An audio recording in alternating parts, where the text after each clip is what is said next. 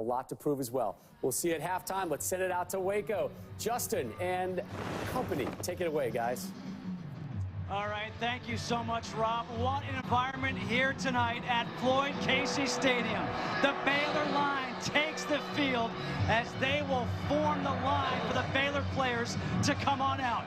Oh, this is such a great place for college football on this Thursday evening as they welcome Oklahoma to town.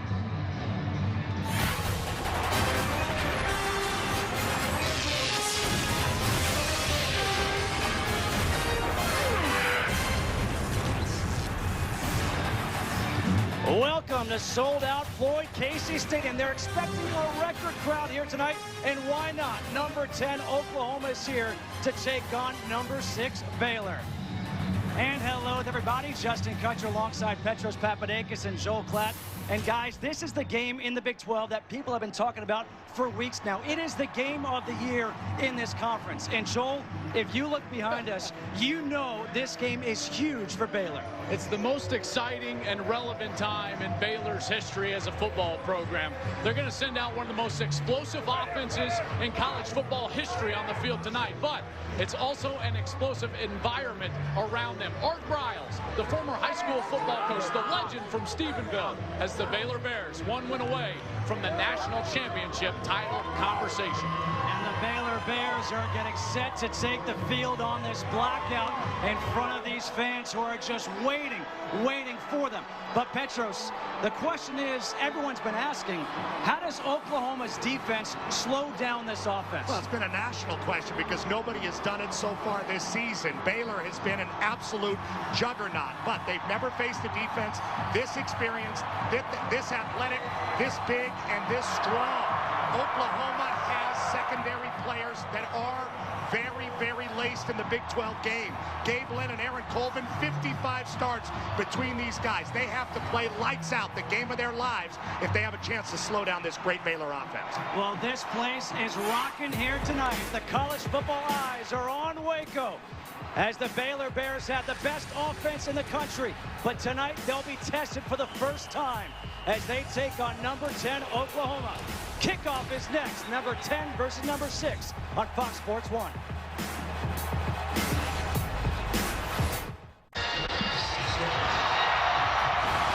Fox College Football is presented by Kay Jewelers. Back here in Waco, Texas at a sold-out Floyd Casey Stadium. We're all set for football. And let's check in with Christina Pink, who has some news on Oklahoma and some injuries there. Thanks, Justin. Well, the Sooners are fed on their ground game all season, but that offensive attack taking a hit with the loss of Trey Miller, their senior fullback, out for the season after tearing his ACL in the game against Texas Tech. Their best weapon offensively, their best blocker, and really their most versatile player on offense. The coaching staff said there is no one player who can replace what Miller did for this team, but they're hoping collectively they can fill the void.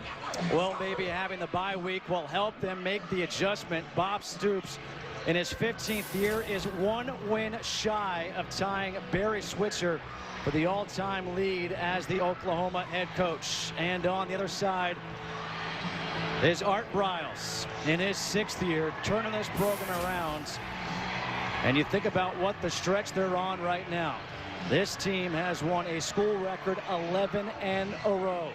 Baylor won the toss. They elected to receive. Levi Norwood and Corey Coleman are back deep with Nick Hotch in the kickoff on a great night for football. 56 degrees, partly cloudy, and a whole lot of noise. It is a blackout for the Baylor Bears, all in black.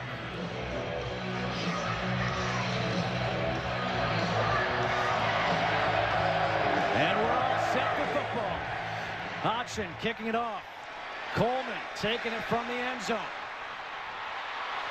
Coleman.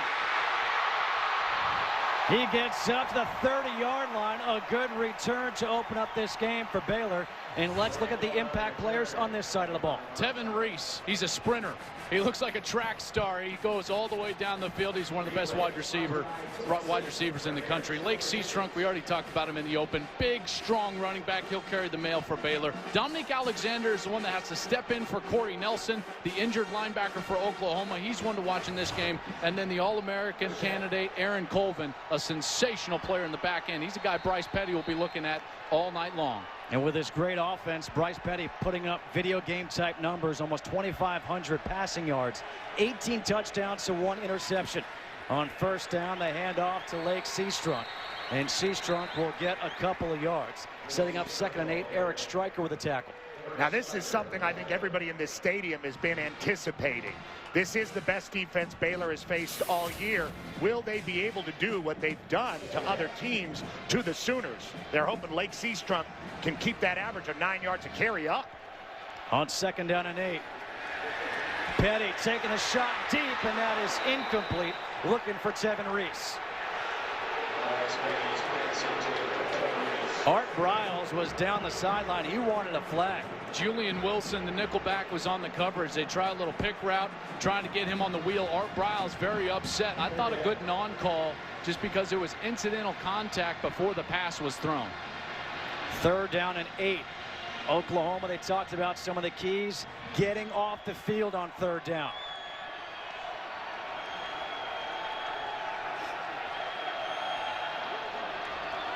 Play clock is down to 4.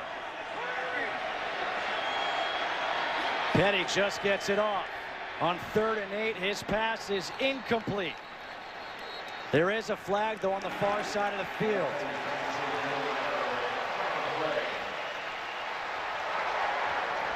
Offside. Defense, number 91. Lined up in the neutral zone. 5-yard penalty, 3rd down. Charles Tapper, number 91, a sophomore from Baltimore.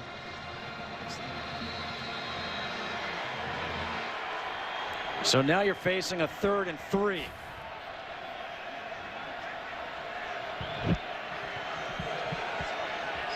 I know it may be early, but this could be one of those moments that Oklahoma looks back to. It's kept by Petty up the middle, and Petty is very close. Bryce Petty, big, strong quarterback, not run the ball a lot this year. He went and got that 1st down, and I would expect to see almost everything both these offensive coordinators have in their repertoire tonight. That's the magnitude of this football game. Already Mike Stoops showing his hand, running a lot of man coverage early. On 1st down, Petty stays up, able to get rid of it. The pressure applied by the freshman Dominique Alexander. A little bit of pressure on a 3-step drop. Joel, that's exactly what the Sooners want. Well, and that's exactly what man coverage forces you to do, is as a quarterback, you have to hold the ball and wait for those windows to pop open down the field, allowing the rush to get there. These secondary players very physical on the outside for Oklahoma. Hand off to Seastrunk. Lake Seastrunk brings a couple of would-be tacklers up to the 44-yard line, picks up 5. Frank Shannon with the tackle. 3rd and 5 coming up here for Baylor. Feels like these people are sitting on their hands waiting for this offense to explode like they have all year. Nervous crowd, there's no doubt. On 3rd and 5, Petty gets hit and he goes down. Sacked by Quentin Hayes. Quentin Hayes is going to come from his safety position all the way back deep, and he's going to blitz on a delayed blitz and get to Bryce Petty. Great coverage on the outside. A terrific job of the delayed blitzer, Quentin Hayes, of making sure he had that opening to get to Petty before he fired that blitz. He kind of picked out that lane like a running back to get to Petty. Wonderful play call by Mike Stoops to get Oklahoma off the field. Spencer Roth to punt. Jalen Saunders is back deep. Standing at his own 25. Fair catch called for. And it's made at the 22-yard line. Oklahoma's defense does the job. Can Blake Bell do the job for the Sooners? He'll take the field in a scoreless game when we come back.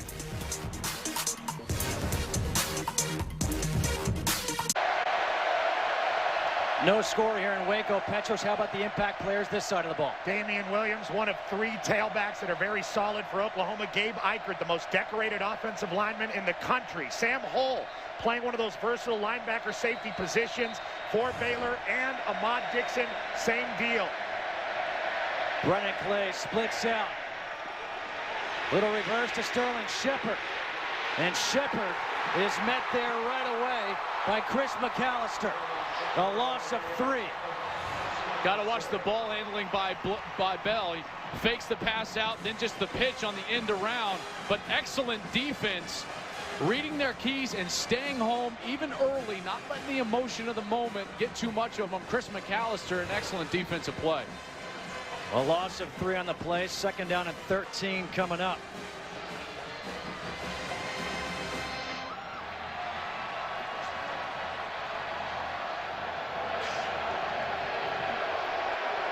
The officials getting together. No flags on the play. Let's see what this is for. There is no foul on play for holding. The runner was tackled behind the line of scrimmage.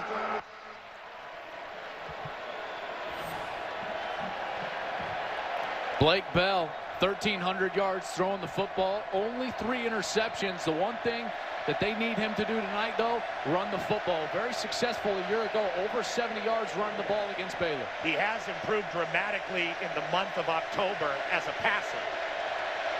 2nd and 13. Bell swings it out wide, completes the pass to Jalen Saunders.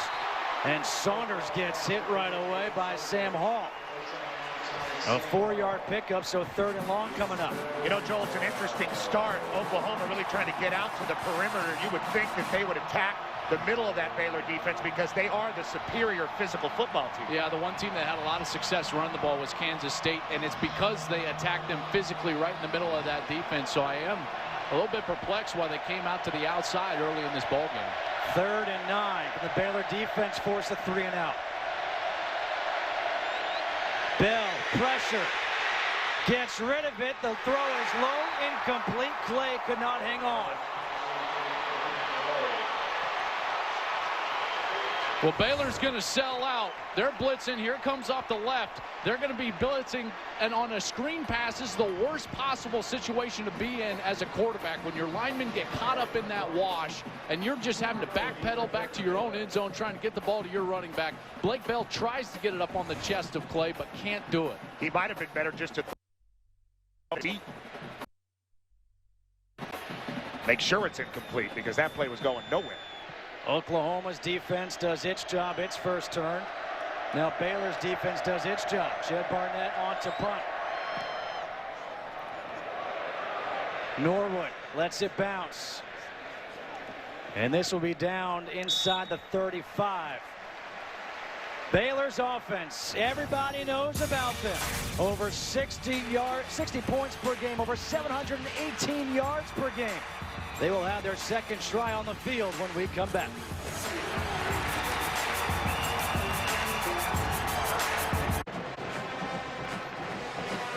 Guys, let's take a look at tonight's Chevy keys to success. Well, Oklahoma, they have to do what they were just unable to do against an improved Bears defense, which is stay on the field, run the clock, eat the clock, and have sustained drive. I think it's important for Baylor just to be themselves, you know, not get caught up in the atmosphere and the environment. Just go out there and be the offense that you have been all season long. Over 60 points and 700 yards per game. They are good enough to beat Oklahoma.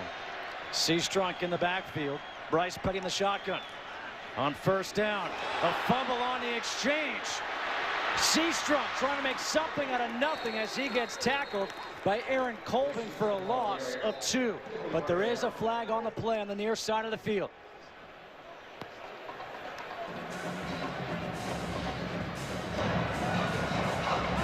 Offside.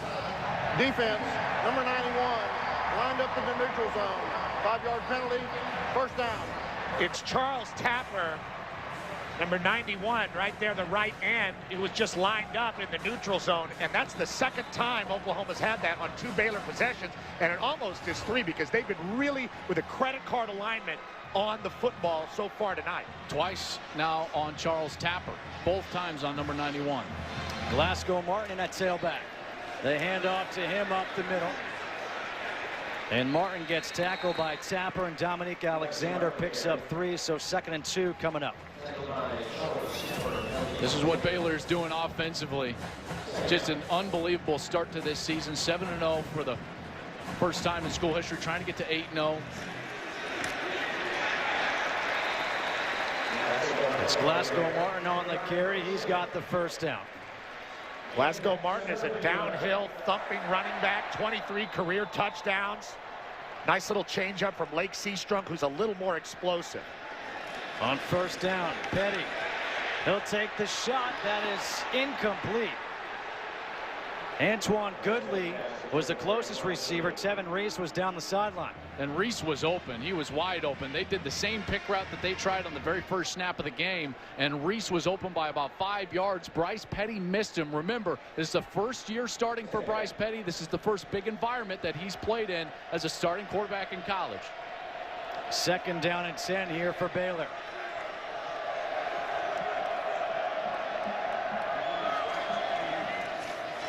Handoff to Martin. Martin, nice tackle by Gino Grissom. A 4-yard run by Martin. They talked about the open field tackling going to be key for the Sooners. Well, if there's no tackle here by Gino Grissom, that play goes a lot longer, and that is basically the key for Oklahoma all night. Baylor's offense creates space. You have to tackle in space and make them earn it. 3rd and 6. Lake Seastrunk is back in at tailback. Petty with time to the far sideline, up top. Caught. Clay Fuller.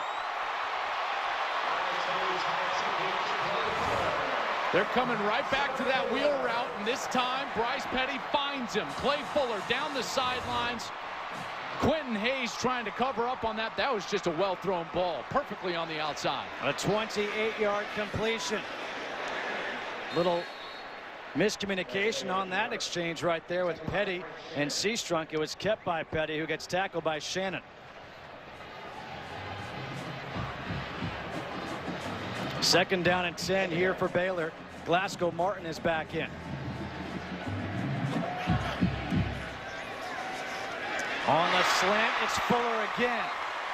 Tackled by Quentin Hayes. Fuller gets 7, so 3rd and 3 coming up. Joel, you talked about Bryce Petty's inexperience. Seems like he's settling down here with a big 3rd down. A ball down the field that you throw very accurately will always settle you down as a quarterback. On 3rd and 3, it's kept by Petty up the middle, and Petty's going to come up about a yard shy, setting up 4th and 1. Shannon and Alexander combine for the tackle, so decision time now for Baylor, and I guess not much thinking needs to go into this one. 4th and 1, never a thought to come off the field. Handoff to Martin up the middle. And it looks like Martin should have the first down. They come out with an unbalanced line. They add an offensive lineman. This is Kelvin Palmer. He's a tackle lined up as a tight end. They go heavy on the left side. They run on the left side and end up moving the chains. 10th play of the drive coming up here. 1st and 10 from the 14.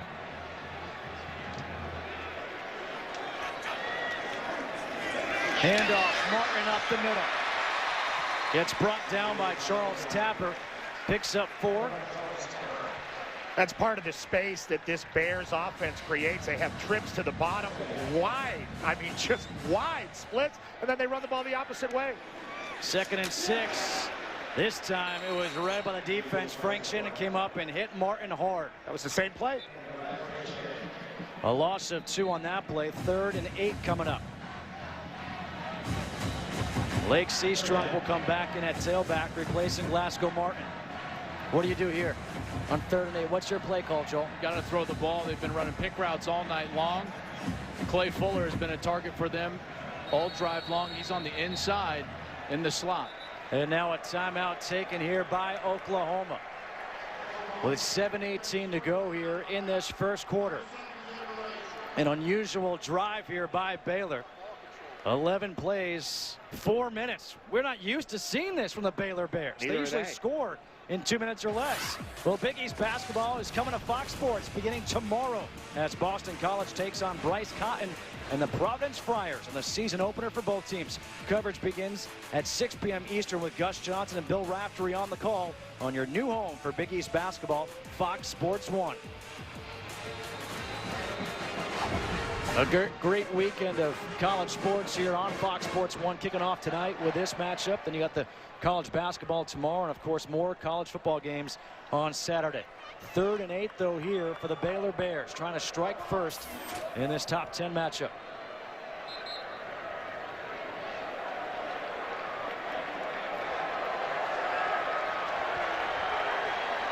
Those guys might be getting cold later. The temperature will drop. 3rd and 8.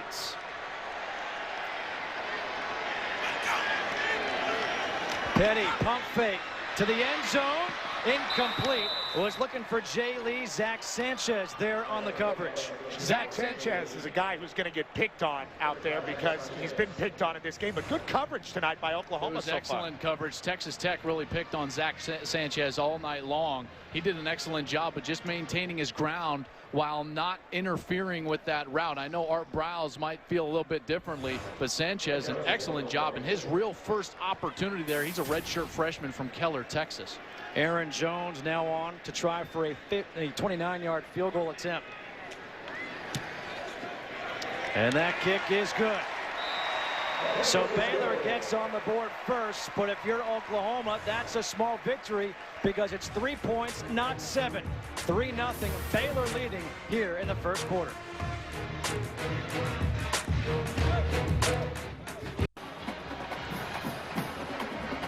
(3-0) Baylor leading Oklahoma here in the first quarter. An unusual drive. 13 plays, 55 yards, and only 3 points. That's what the Sooners want. They want the Bears to have to go out there and earn it offensively, and earn it they did.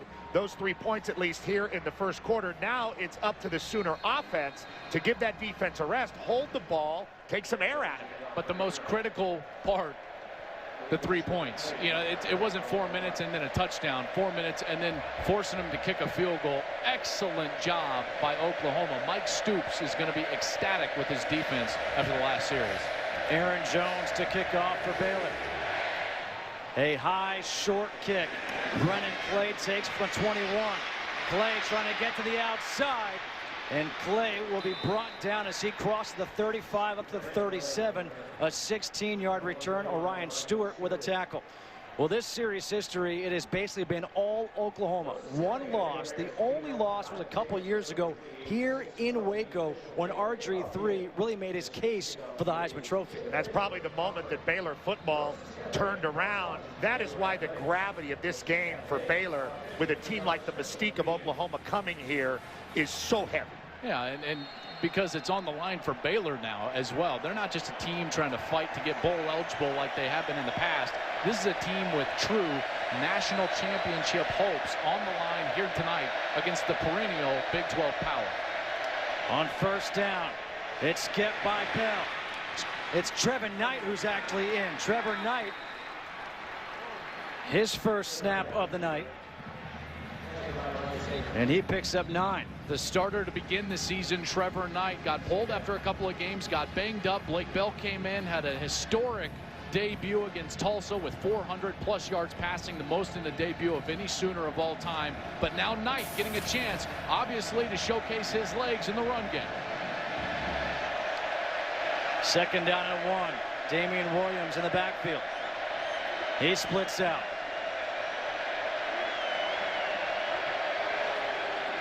Knight will run it again. And Knight gets shoved out of bounds. Let's see where they mark him out. It looks like the 46. KJ Moore and Eddie Lackey combined for the tackle. 3rd and 1 coming up. You know, 3rd and 1, that's normally the Belldozer time. And guess who's jogging off the sidelines? Number 10, Blake Bell. Short yardage situations the last couple of years. It's been all one player for Oklahoma. Number 10, Blake Bell. These fans making some noise here on 3rd and 1.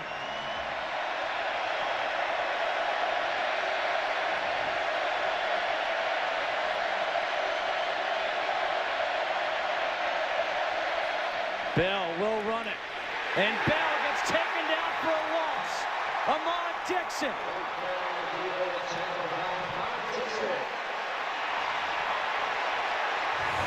Well, you were right about Blake Bell. They tried to go Bell-dozer. It's a slow developing run play. Oklahoma does have an extra guy, but Ahmad Dixon, like a heat-seeking missile, comes in and makes a play on the big quarterback, tackling him at the hips, not the upper body, at the hips to make sure he brought him down. Great play by Baylor. Jed Barnett on to punt. The second 3-and-out forced by Baylor's defense. Norwood lets it sail over his head. This will go in the end zone for a touchback. Everyone talks about Baylor's offense. Their defense starting to get some respect. Making a big stop on 3rd and 1. They'll have the ball at the 20, leading 3-0.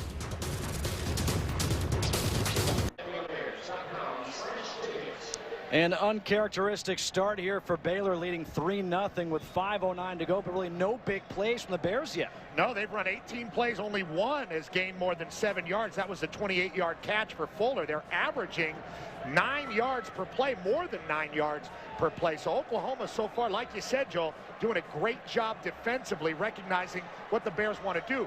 But their offense with the 3-and-outs is hurting them. That man coverage on the outside. Oklahoma's one of the few teams that can match up athletically on the outside with Baylor. That's a big reason why their defense has been able to have success so far in this game. Lake Seastrunk on first down, gets the handoff, tries to cut it back. Seastrunk picks up a few yards, setting up second down. Let's check back in with Christina Pink. Well, speaking of the running game, Glasgow Martin is back in the Bears locker room, a little banged up there, taking a look at his right knee. Left the game, the training staff taking a look at Martin's right knee. Justin? All right, thanks for Christina. Offense, number 77, 5-yard penalty, second down. False start against Kelvin Palmer. Exactly what you need if you're Oklahoma. Now you've got room to take chances. A lot of things at Mike Stoops' disposal now. Art Briles can't be happy with the way his offense has opened up this game.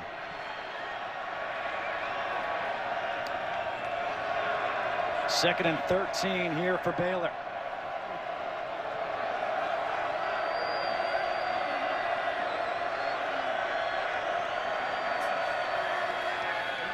Petty down the field over the middle, and that was nearly picked off by Gabe Lynn.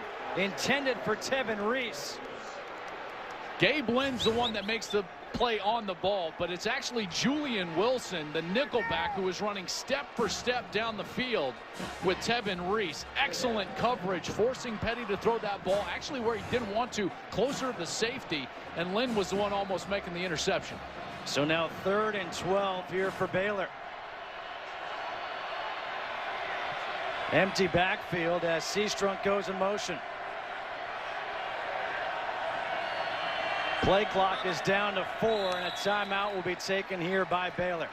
All right, it's obvious that this Baylor offense right now seems confused by Oklahoma's defense. A little bit stunned right now with the way that they've started the game. Remember, when you're used to touching the field and averaging 9 yards per play, this kind of thing can be confidence hurting, especially when you're playing at home. So Baylor's got to overcome the adversity that Oklahoma's defense has thrown at him, and this is a big 3rd down opportunity, which is why I believe they called the timeout. The whole offense for Baylor is predicated on space. That's why they take such wide splits with their wide receivers. They're banking on the fact that you're going to play zone coverage because they have better athletes than you. The problem is Oklahoma, excellent in the secondary. Very good players out there like Aaron Colvin, and they can match up man-to-man, which keeps the run integrity of the defense in the middle of the field. One of the keys to the game, Joel was talking about it, is be yourself. Well, it's hard to be yourself against guys like Gabe Lynn, who are the best players that Baylor has faced this year. So far, this Oklahoma secondary is up to the task of guarding a lot of these guys man-to-man and one-on-one. And they're being allowed to play physical as well. Shock Linwood is now in. Lake Seastrunk is out. 3rd and 12. Petty forced out of the pocket. On the run, throws, and he completes it to Corey Coleman, but there is a flag on the play. Julian Wilson with a tackle, a 15-yard completion. I got a feeling he was out of bounds and came back in this because there's no hat on the official. That's the telltale sign. He's going to drop his hat if the wide receiver left the field to play. 2 guys hatless there.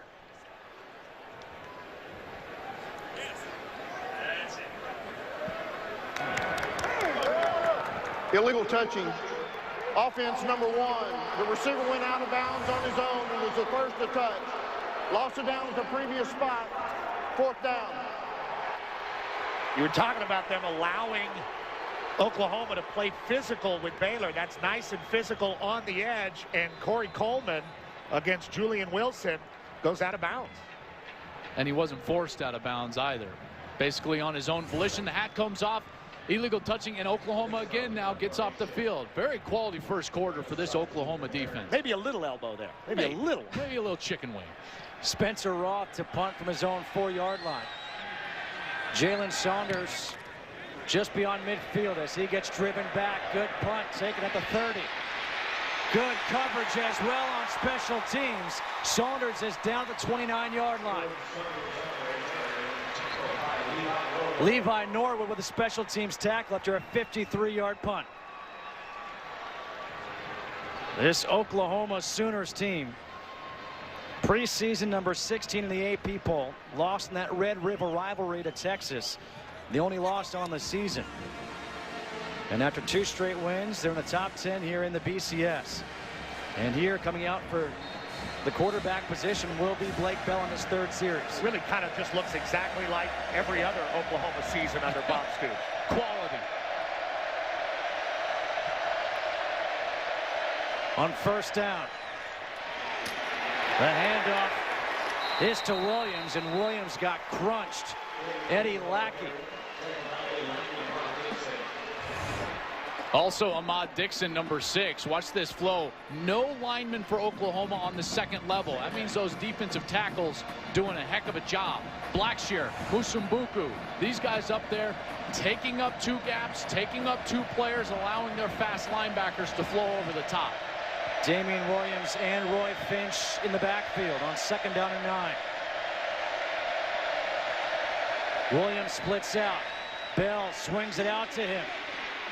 And a good tackle by Dimitri Goodson after a pickup of 6. You know, you can only stand in the ocean for so long with the waves hitting you before you go under. And that's what the Oklahoma defense is going through right now. The Oklahoma offense cannot have another 3 and out and give the ball back. Well, Phil Bennett's done a heck of a job with this defense for Baylor. You look at them, number 1 scoring defense in the league, 6th country. They get overshadowed by one of the most explosive offenses we've ever seen, but this defense does a heck of a job. 3rd and 3. Play clock is down to 5. Bell hands off to Clay. Clay, a flag on the play, is short of the 1st down. Ahmad Dixon with another big tackle.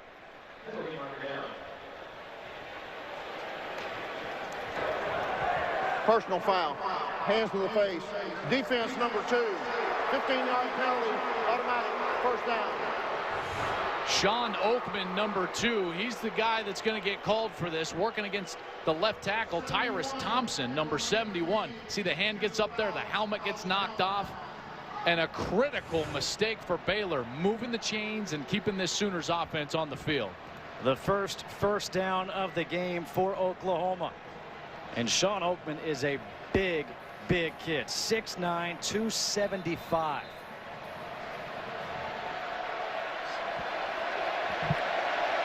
Four wide receivers in here on 1st down. Clay in the backfield.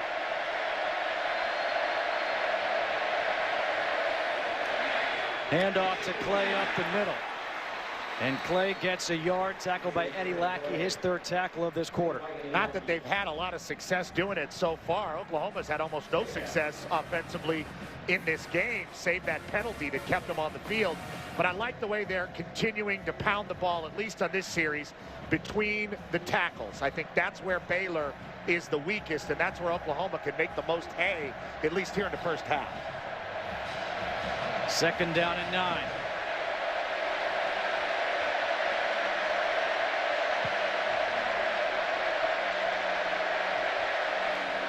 It's kept by Bell.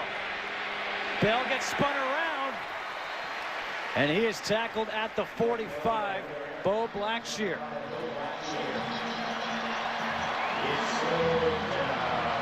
Third and 7. And an obvious down situation. Bell from the pocket has to make a throw here. 11 plays have been run by Oklahoma, 21 total yards.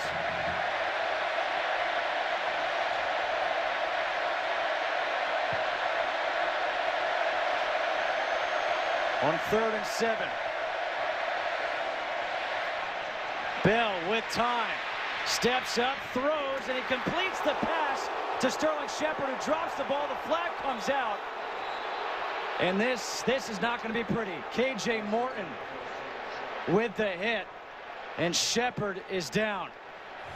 Obviously, you're going to get a targeting penalty here.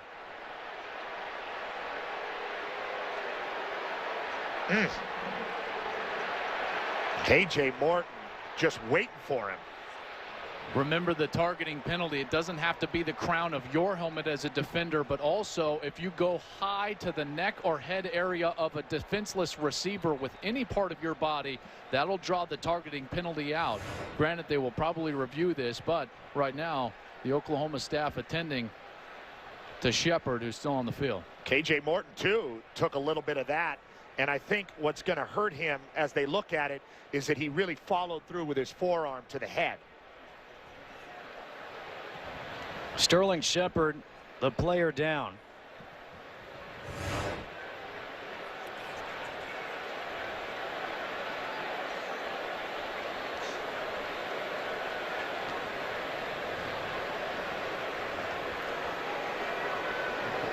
Shepard, a sophomore out of Oklahoma City.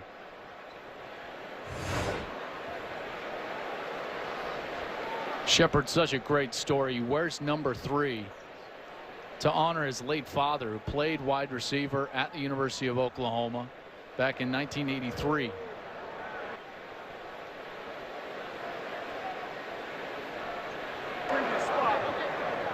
The result of the play was an incomplete pass. Personal foul, targeting, defense, number 8. That's a 15-yard penalty from the previous spot. Automatic first down. Number 8 is disqualified. After the play, personal foul, unnecessary roughness, defense number 6. That penalty will be enforced half the distance. Also after the play, unsportsmanlike conduct, number 6 defense, taking his helmet off. That's half the distance to the goal. Automatic first down. Wow. Dixon with 2 penalties against him. The targeting, of course, on K.J. Morton. Here it is again.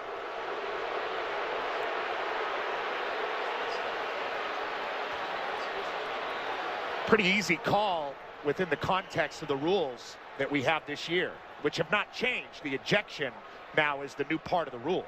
6 is Ahmad Dixon. He's the one that gathered the 2 dead ball penalties after the targeting penalty, going to move Oklahoma all the way down inside the 15-yard line. And now great concern on both sidelines and in the crowd for Jalen Saunders. Pardon me, Sterling Shepard. They had brought the golf cart out for Sterling Shepard. As Joel was saying, just such a good story and a good kid.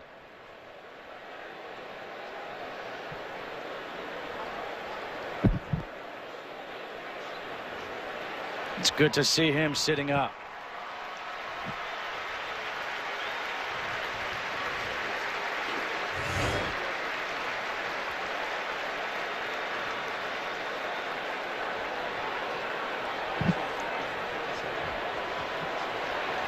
That's the first time I've seen targeting this year where it hasn't been the helmet to the helmet. 2 types of targeting. Both result in the ejection. K.J. Morton, the senior from Warner Robins, Georgia.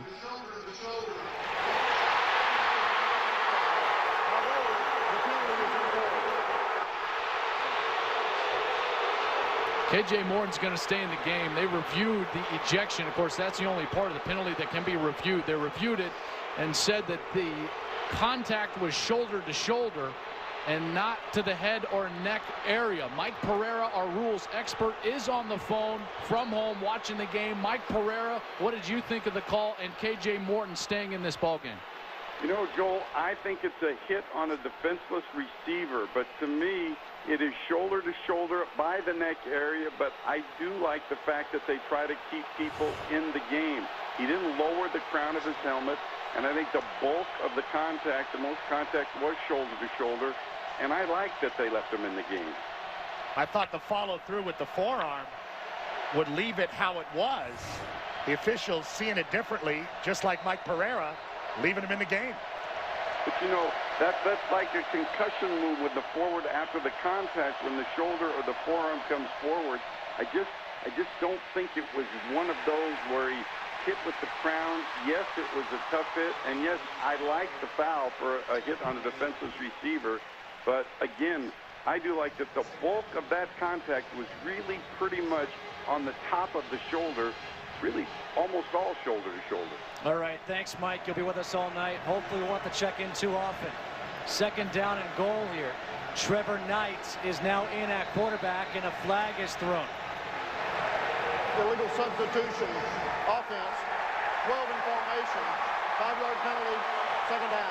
Got to be honest, guys. I mean, obviously, all those penalties against Ahmad Dixon would set up this first and goal, but a fairly sloppy first quarter. Tends to happen when you got this much of an environment, this much expectation and excitement around the game. You got to settle in and allow those motions to fade away and just play football. That's the end of the first quarter. Baylor leading 3-0. Fox College Football will continue after these messages.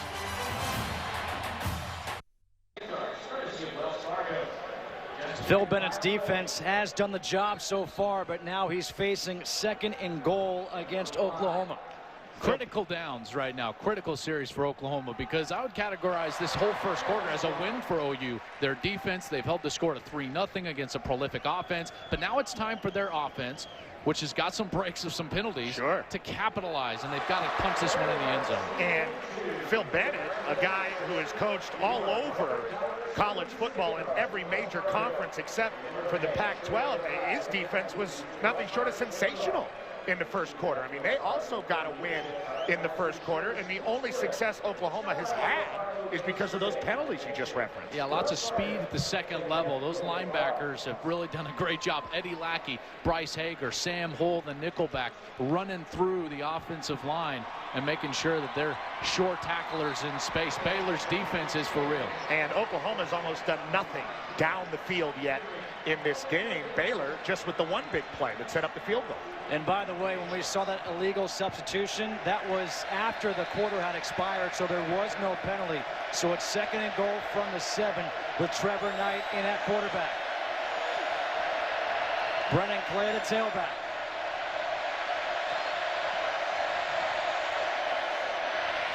It's kept by Knight, and Knight will get tackled at the 2-yard line. Sam Hall. And third and goal from the 2 here for the Sooners. The Belldozer will come back in, facing third and goal from the 2.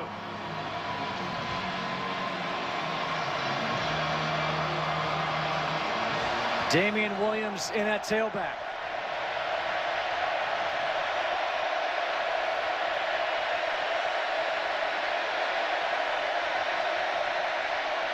Play clock is down to 4, a late entry, and a timeout will be called here for Oklahoma. And Bob Stoops not happy with that.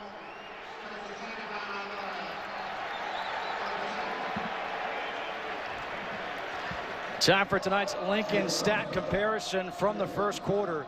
Those penalty yards were huge for Baylor.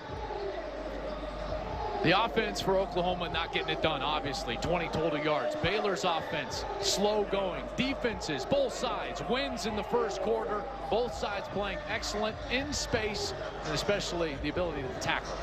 You know, that substitution problem that caused Oklahoma to call a timeout might have something to do with the platooning quarterbacks, you know? And also, let's reset, and Trey Millard is not here. He's their best player offensively, and he's the reason that they never have to substitute. He's the reason that they can get into any formation that they want because he was a fullback. Now his knee is torn up, and they're having to run more guys on the field. He's the guy on your right, obviously. And they're getting caught in those substitution areas. Extra offensive lineman is in. Casatani. 3rd and goal from the 2.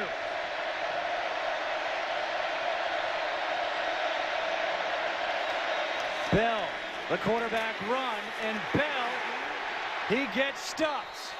Ahmad Dixon.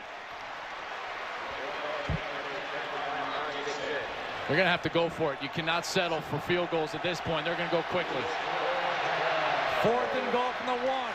Bell again gets stopped. What a job by the defense.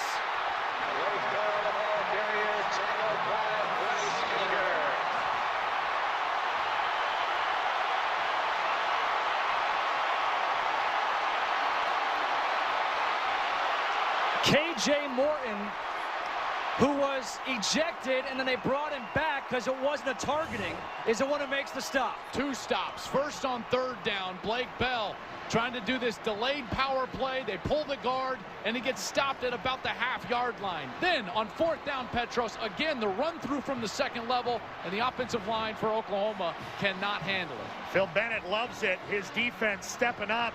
Not only did they win the 1st quarter for him, they won that drive. Huge stop, and still the Baylor defense and the Oklahoma defense, they've been the stars of this football game thus far. And I know it's a numbers thing, but those slow developing short yardage plays with Blake Bell just not making the same progress that they were in the past.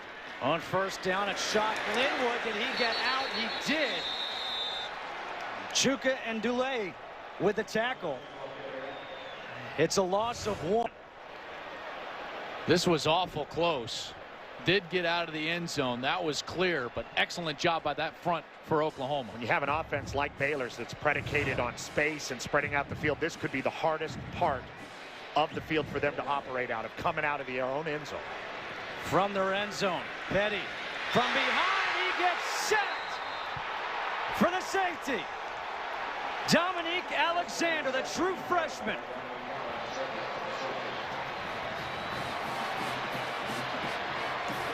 Too slow.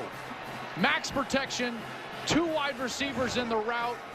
They're trying to run a big crossing route with a wheel route down the sidelines, and you just can't do that from your own end zone. The protection will never hold up, and it didn't for Bryce Petty, sacked in his own end zone. It's what we talked about coming in. It's all about the defense.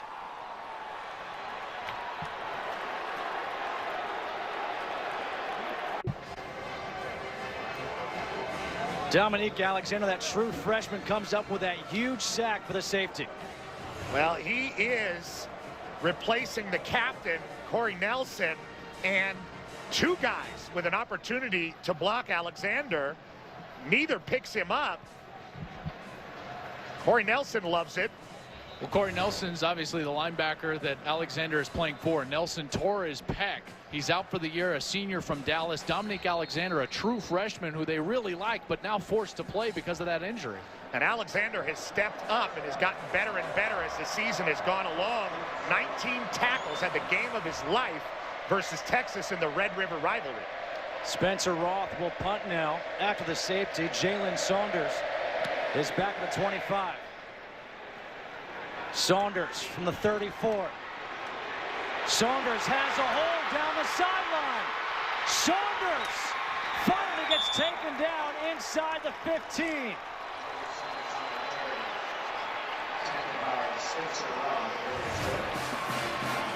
Great blocking here, the way they set it up, setting up a nice tunnel. Connor Knight, number 89, with a wonderful block right there, and you see that beautiful hole for Saunders to take it in. A punt returner, very comfortable in that safety return situation. But now Oklahoma has got to try to find the end zone. They have not been able to take advantage of any of these miscues, and Baylor's defense has just been sensational, now backed up against their own goal line once again. Really struggled in short yardage situations. A 55-yard return. Trevor Knight is now in at quarterback. On first down, it's kept by Knight trying to get outside, and he gets shoved out by Ahmad Dixon. Part of the reason I think we're seeing so much Trevor Knight in this game, it's been the wrinkle for Oklahoma. I think Blake Bell, a good runner with the football, they don't want to risk him running that much, and they want to run the quarterback. He's not quite as explosive either as Trevor Knight. Trevor Knight is doing a lot of the zone read on the outside. Bell is handling everything in between the tackles. So is that then predictable for this Baylor defense? It can get predictable. You got to change it up, change that wrinkle. 2nd and 7. It's Bell in at quarterback. Bell to pass. He completes the pass to Jalen Saunders, who gets spun out by Terrell Burt, picks up 4. Burt, one of the fastest players on this Baylor team, an excellent safety. He was the anchor leg of his high school 4x100 relay team. Competed for the state championships here in the state of Texas, but this Baylor defense, again, another opportunity on 3rd down. 3rd and 3.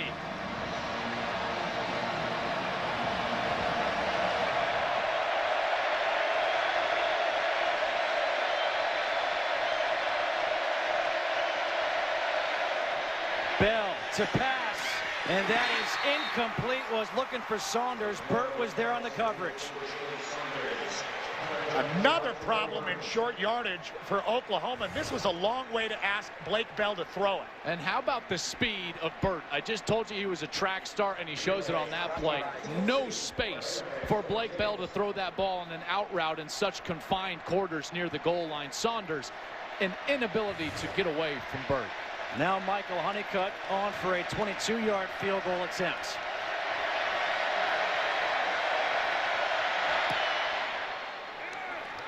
That is good, and with that, Oklahoma has the lead here in this one, 5-3. It was all set up on a 55-yard return by Jalen Saunders. 5-3, Oklahoma on top of Baylor. Weird score. The offense for Oklahoma has not been able to do anything, yet they lead here by 2 points, 5-3. No first downs by rush or pass for the Sooners, and they wanted to control the ball in this game, and that's on their first 4 drives. All 4 of their first downs have come from penalties. Not the start that I think anybody had anticipated for this game. Nick Hodgson will kick off for Oklahoma.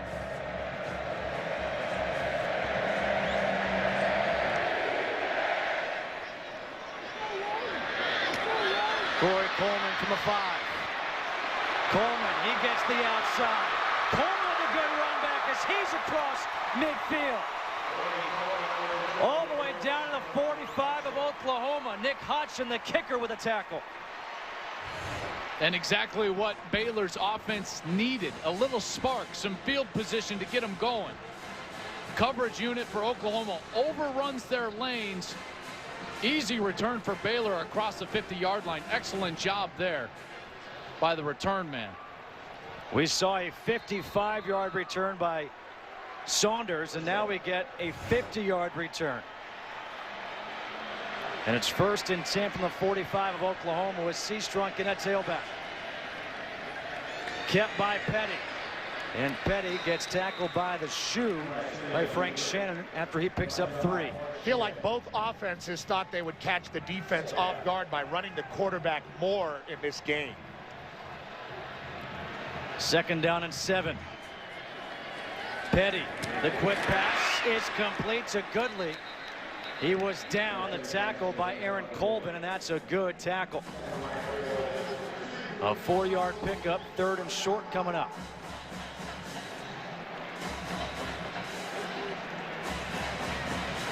And much like we talked about Oklahoma's offense needing to do something, Baylor needs to get a first down here. It's Seastrunk up the middle. And Seastrunk, he will have the first down. Watch this cut in the hole. Even on 3rd down, within the line of scrimmage, able to get back to his left. Watch how Seastrunk right here sees the cutback lane and gets all the way back. Great vision from a guy who a lot of people have in their Heisman Trophy list, but Seastrunk's still down on the ground. Blake Seastrunk. He's writhing in pain. The star running back for this Baylor team, the transfer from Oregon.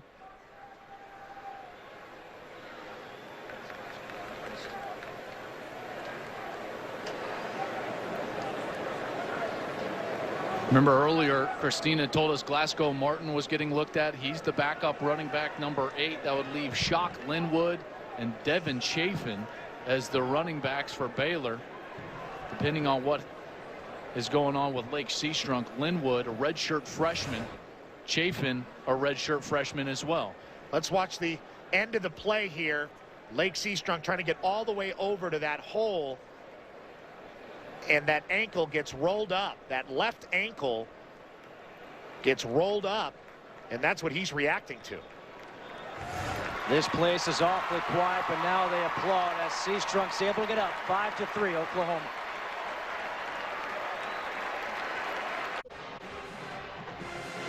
Lake Seastrunk trying to get loose on the sidelines. Go back to the play that he had to come out of the ball game. He's going to get in there and make the cut. Got the first down, but watch his right leg when he makes the cut. He's actually going to give right here, right there. Watch his right leg. He's going to leave it back there.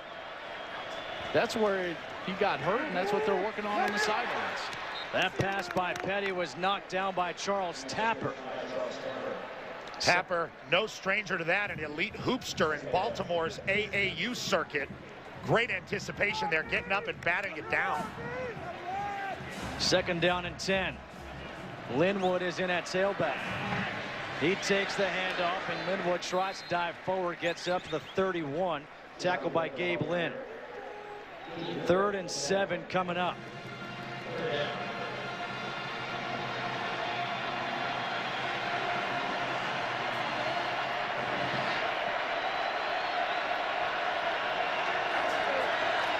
Petty stepping up, pressured, and Petty goes down again. Eric Stryker with the sack. A loss of 5. Check out Stryker all the way on this side, and he's just going to come all the way around and loop around. Watch this hustle. This is what a motor is all about. Comes all the way. Now he's going to get to the quarterback. Great job by Stryker. He did it on Spencer Drango, a freshman All-American from last year, and that's the speed and athleticism of Oklahoma that, frankly, Baylor's not seen yet this year. Aaron Jones on for a 52-yard field goal attempt. That would be a new long. And the kick, that is no good. Another defensive stand by Bob Stoops in Oklahoma.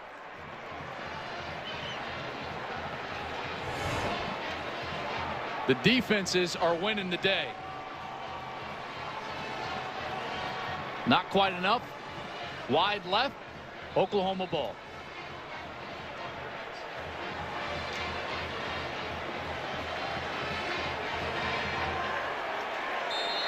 A fired up Bob Stoops. Art Briles kind of in shock. Just 96 total yards of offense combined in this game.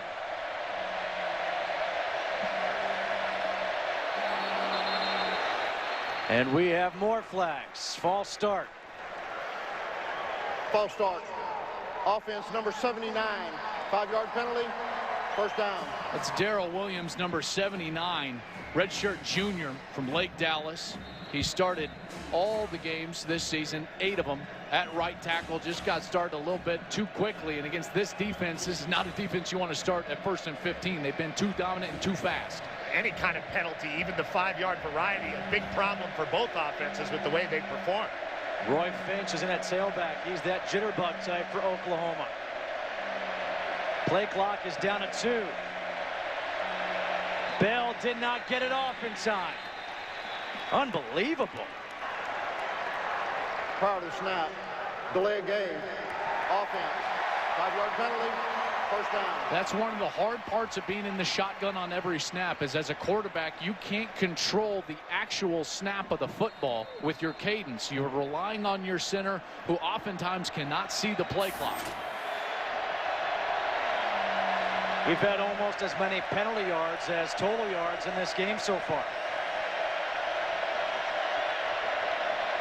On 1st and 20.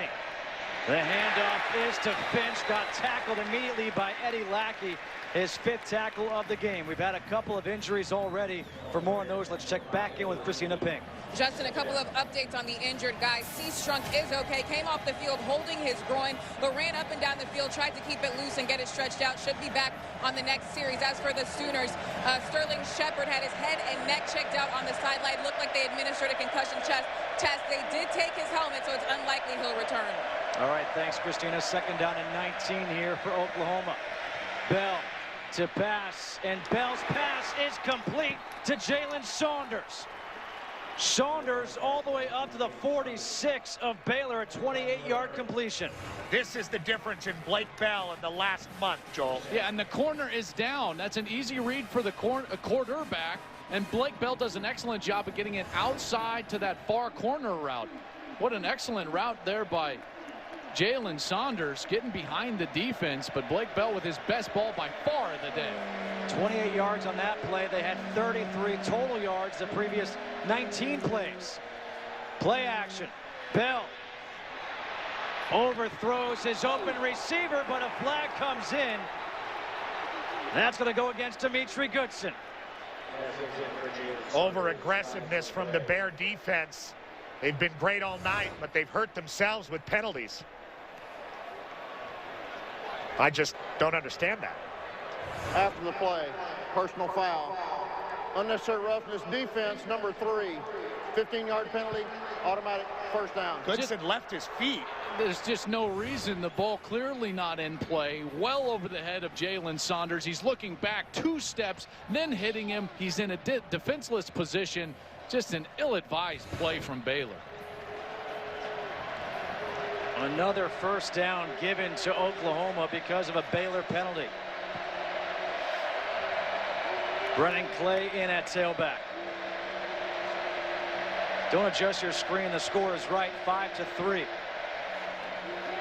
Bell pressured. Gets rid of it over the middle. Incomplete. Was looking again to Saunders. The pressure applied by Eddie Lackey.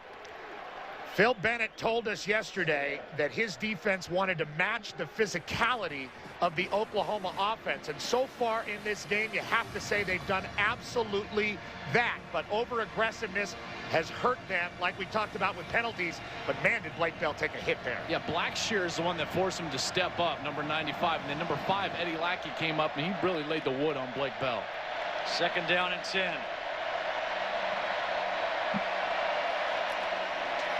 Bell throws incomplete. That time to Deron Neal. The pressure again applied by Eddie Lackey. Excellent coverage there from Baylor as well. Just seems like neither of these offenses, or teams for that matter, can generate or keep momentum. Neither quarterback has settled in. Neither quarterback has a rhythm. It's a quarterback-driven game, and we're seeing the effects of that here tonight. 3rd down and 10.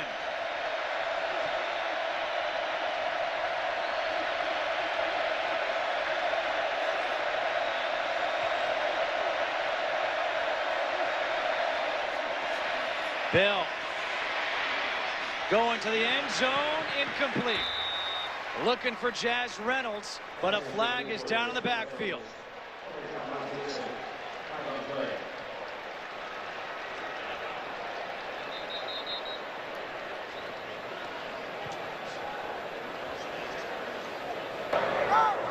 Holding. Offense, number 71. That penalty's declined. 4th down.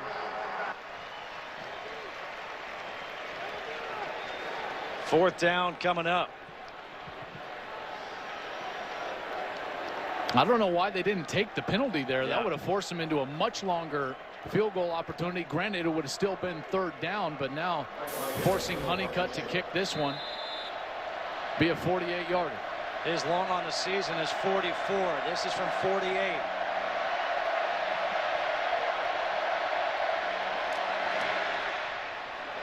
And that kick is no good. A defensive battle here in Waco. This Baylor defense gets no credit nationally. Everyone talking about during the course of the week how their numbers may be a mirage, and there's no way they're as good as the numbers that they're putting up as the #1 scoring defense in the league, #2 total defense in the league, #6 pass defense nationally. And guess what? They're proving tonight that this defense is for real, keeping them in this ball game while their explosive offense tries to get to its footing. Let me ask this question, because both offenses haven't done anything yet. Is it great defense or is it bad offense right now? I think you got two shocked coaches on the sidelines, and I think it's a little bit of both.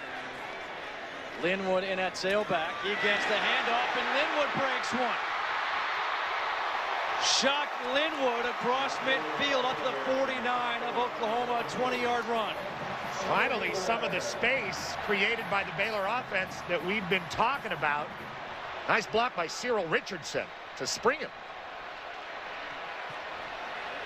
Petty throws the slant and completes it to Antoine Goodley. And a flag is down in the backfield. Personal foul. Roughing the passer. Defense number 19. 15-yard penalty. Automatic. First down. Eric Stryker's going to come from the right side of the defense, left side of the offense. He comes absolutely free, and he's going to hit Bryce Petty. Ooh, I don't know about that. That's an awful ticky-tack call from the officials on Eric Stryker. It wasn't late and it wasn't high. I have no idea why that flag was thrown. A good break for Baylor. Petty on the zone read. Petty tries to cut to the outside. And Petty is down inside the 10, tackled by Quentin Hayes. Marked down at the 7. Now Baylor is creating their own momentum. Let's see if they can follow it. This is a called run for Petty. It was blocked very well. And look how that big guy gets out to the edge and has a nose for the end zone. Handoff to Linwood. Linwood up the middle for a couple yards. And I've been impressed with Bryce Petty's running ability in this game so far. 6'3", 230-pound junior. Really nice forward lean when he decides to tuck it. Mike Stoops, the defensive coordinator for Oklahoma, looking on. 2nd and goal from the 5. It's kept by Petty. Dives to the end zone. Touchdown!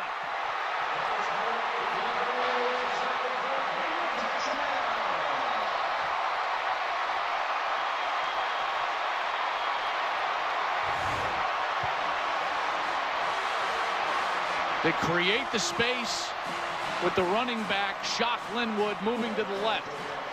And Bryce Petty, at 230 pounds, only needs a little crease. Great forward lean, gets it into the end zone. Aaron Jones on for the extra point. The 7th rushing touchdown of the year for Bryce Petty. From 5 yards out. He did it on this drive with his legs. Mike Stoops not happy as his team now trails by 5. 10-5 Baylor.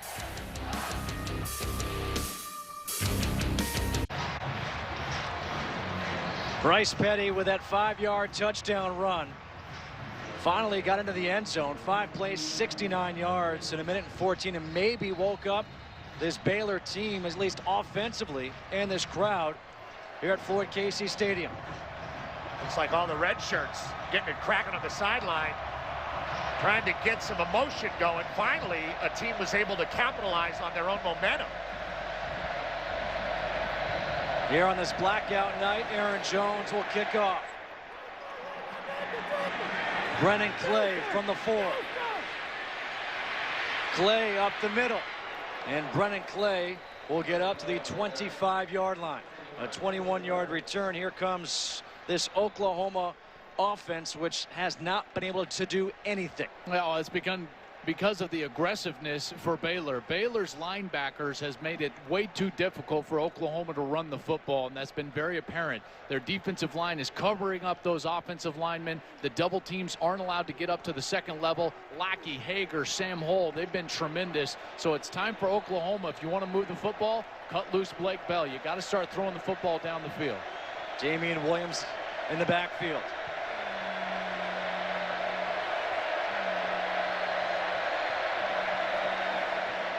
Bell on first down throws, and he completes that pass. Nice move by Saunders, makes a couple of guys miss, and picks up a first down after 12 yards. Saunders, a great job with his upper body of breaking that tackle of Burt. And that's really a positive play for Oklahoma on first down. Damian Williams on the handoff. He slips a tackle in the backfield, and Williams gets a couple of positive yards. Sam Hall with a tackle. I think you agree with me, Joel, that Oklahoma's got to continue to try running inside because they're going to need that if they're going to go forward winning this game in the second half. You know, at this point, I think they've got to throw the ball in order to open up that run. It's gotten to that point where they're going to need to get the safeties out of that run box. Blake Bell's arm is going to be the ultimate for Oklahoma if they're going to try to run the football later in this game. Second down and 8. They swing it out to Williams. And Williams up to the 45, picks up 6. Terrell Burt with his third tackle of the night. All right, here we go again. Third down and 2. We've seen Baylor come up with defensive stop after defensive stop.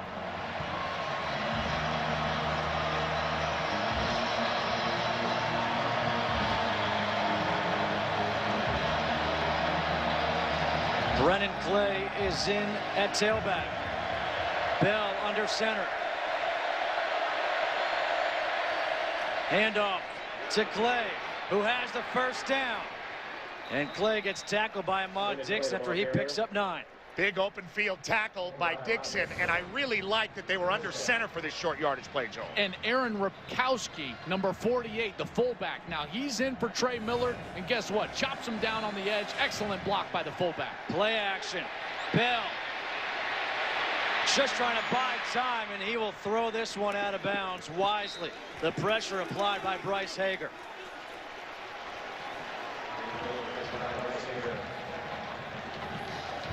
Joel, you mentioned the block by Ripkowski. How much do you think the absence of Millard has affected Oklahoma in this game so far? Greatly. He's their best player on either side of the ball. Trey Millard is a surefire NFL guy. He's a hybrid type, can play H-back, fullback, split out and play in the slot. He's an excellent player, and they're missing him here tonight. Second down and 10. Play clock is down to 5.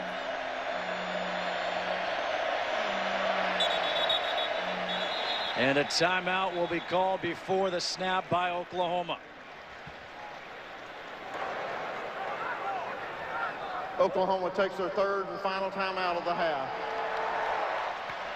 So with 5:05 to go, Oklahoma takes its final timeout of this first half. And Saturday, UFC Fight Night returns to Fox Sports 1 with an explosive light heavyweight showdown between 2 UFC legends as Vitor Belfort takes on Dan Henderson.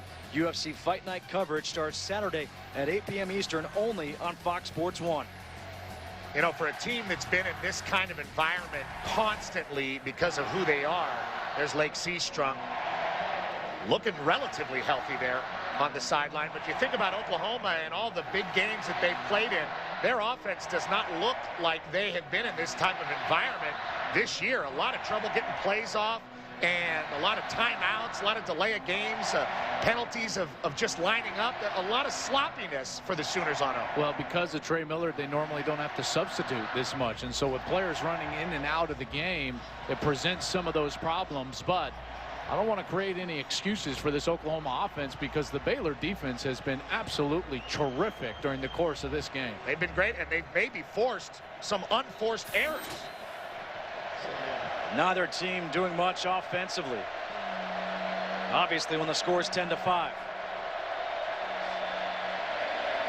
Second and 10. Bell stepping up over the middle, throws, and that one is incomplete.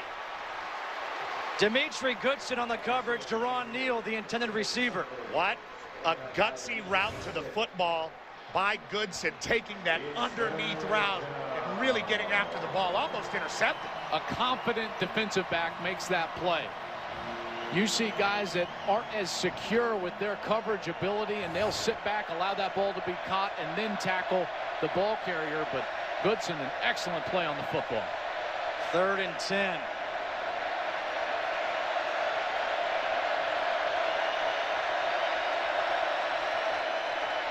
Bell on the slant completes the pass to Bester. But Bester gets wrapped up by K.J. Morton, picks up 5, so 4th and 5.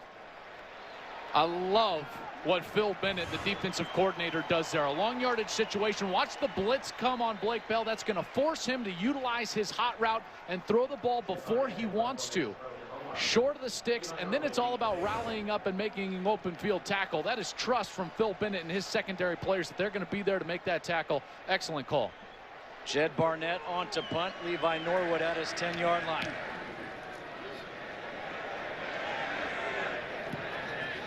And this will be downed at the 7-yard line. 4:13 to go here in the second quarter. 10-5 Baylor leading Oklahoma. Let's check in with Rob Stone on what's coming up on the Pizza Hut halftime.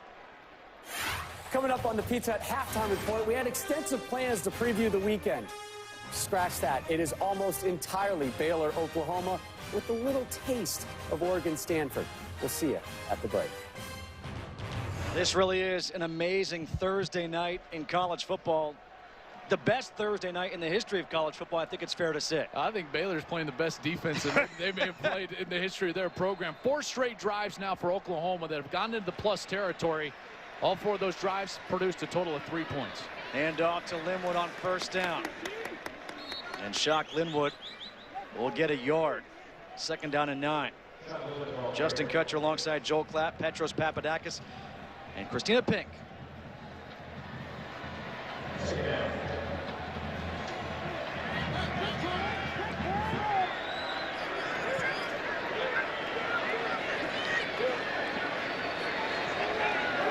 Corey Coleman in motion. Petty stepping up, taking the shot down the sideline. That's incomplete. Was looking for Antoine Goodley. Aaron Colvin step for step with him. They've not been running free, the Baylor receivers, all night. Great coverage again by the Oklahoma secondary, and that's their best player, Aaron Colvin. I've talked to a few NFL scouts about Aaron Colvin. They said this guy has great next level of potential, and it's because of what we just saw, his coverage ability down the field. Aaron Colvin, one of the best in the country. 3rd and 9. Flags, free play here for Baylor, and that one is knocked away by Quentin Hayes. Clay Fuller, the intended receiver.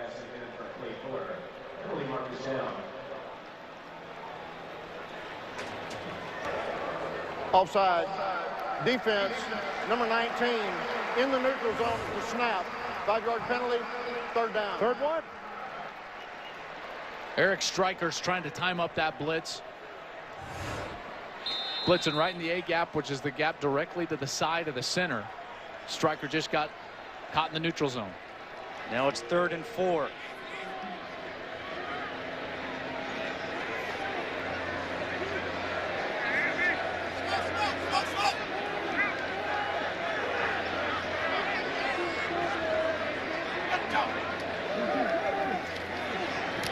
Petty's pass to Antoine Goodley is complete. That forward progress enough for the 1st down despite the good hit by Aaron Colvin. Another opportunity wasted for the Sooners to get off the field. Defensive penalties have been at a premium for both sides. Handoff to Linwood. And Linwood still on his feet, gets the 1st down. Quentin Hayes brings him down. Initially it looked like Frank Shannon may have gotten him by the foot. Frank Shannon, number 20, was the one chasing him down. And Linwood stays on his feet. Excellent balance from Linwood. What a stable of backs this Baylor squad has, from Seastrunk to Martin. And now the 3rd stringer, Shock Linwood, a redshirt freshman, keeping his balance along the sidelines. What we haven't seen yet from Baylor, and granted there's no rhythm, they're not going that up-tempo that we're used to seeing. Petty throws it, and there's the flag. Gablin on the coverage. Tevin Reese, the intended receiver, he threw it short, and Reese couldn't get back there with Gabe Lynn interfering.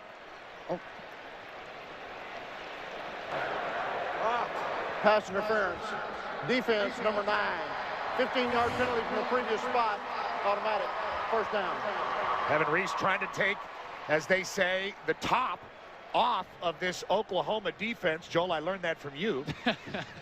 But Oklahoma's just there. Well, sometimes you're just a victim of a poor play on the other side. Bryce Petty won the flag. Well, he wants it because he severely underthrew that ball. It's actually what drew the contact from Lynn.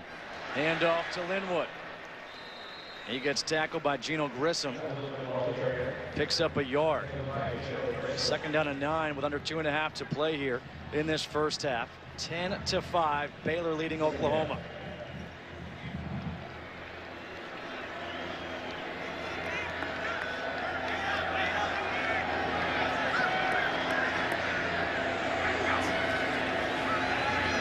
Petty, his pass, the slant, caught by Levi Norwood.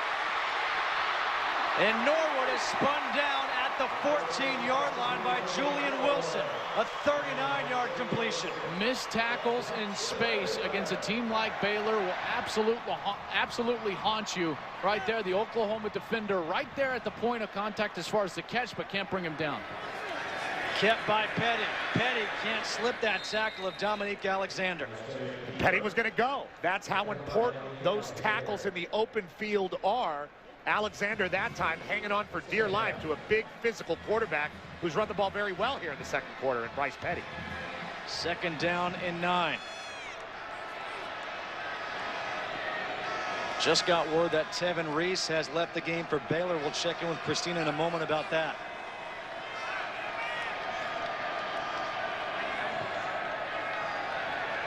Petty on the slants. Again, it's Norwood. And Norwood is down at the 1. There are a couple of flags on the field.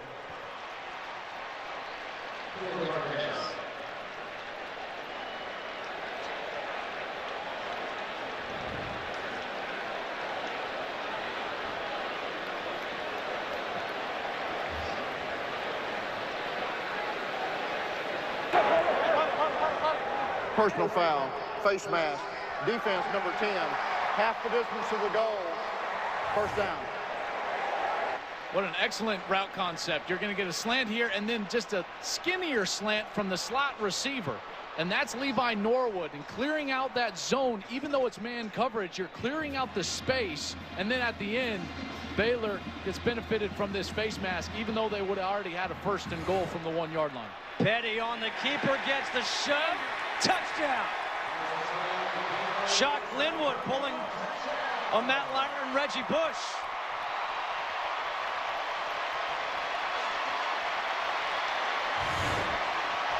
It's really one of the only opportunities to hit the quarterback of your own team is when you're a running back. You can push him in a little bit. Never gets called. Mike Stoops doesn't like it.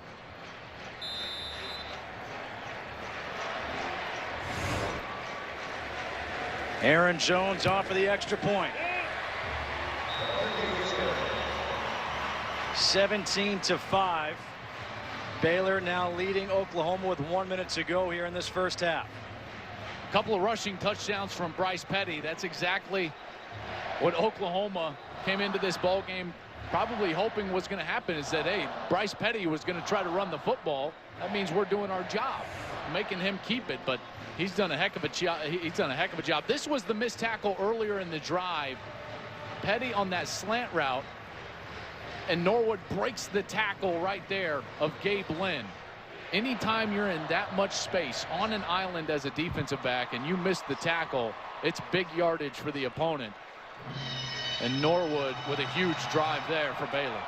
And if you'd ask Oklahoma's coaches, Bob Stoops, Mike Stoops, Gabe Lynn one-on-one with Norwood, they'll take that any day. He's a great tackler and a leader on their defense, but came up short that time. And Baylor now able to create their own momentum and score touchdowns. That does not bode well for the Sooners, especially with the way they've been playing offensively. Especially with a minute to go in the half. Remember, Baylor, they received that first half kick. So this was a big opportunity for them to get a score before the second half. OU, they'll get it in the second half, and they've got no timeouts with now just a minute left. And coming up, we got the Pizza Hut halftime report. Rob Stone, Coy Wire, Ryan Neese. Trey Franks takes it. And Franks will get spun around at the 28-yard line. Prince Kent with a special teams tackle. 54 seconds to go here in this first half. Baylor on that last scoring drive. 9 plays in 93 yards. But it was a third down offsides penalty by Stryker that kept that drive alive. That was all the way back their own 10-yard line, kept it alive for Baylor, but then they took advantage. Bryce Petty with a couple of great passes, and now it's Blake Bell's opportunity to answer with only 54 seconds to go. And again, no timeouts remaining here for Oklahoma. Bell, that pass is intercepted. Eddie Lackey.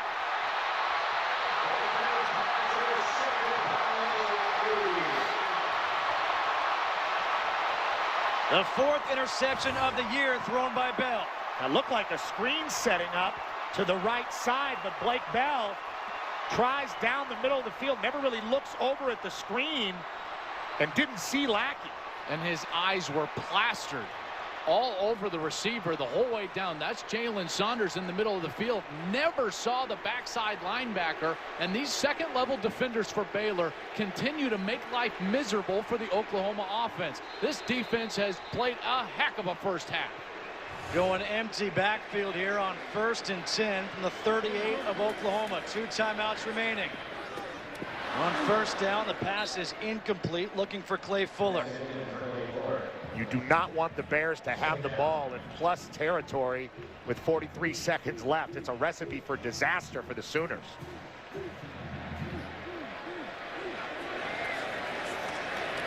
Petty with time. Down the sideline, it's incomplete, looking for Antoine Goodley. Aaron Colvin there on the coverage. And you talk about problematic matchups for this defense for Oklahoma. Those cornerbacks, they have not had any problems covering these wide receivers. That's a great matchup there, Colvin and Goodley. Goodley coming in, averaging over 23 yards per catch on the season, which is just absurd when you think about it. But Colvin, step for step to the goal line with him. 3rd and 10. Goodley in motion. It's kept by Petty. Petty up the middle. He has the first down.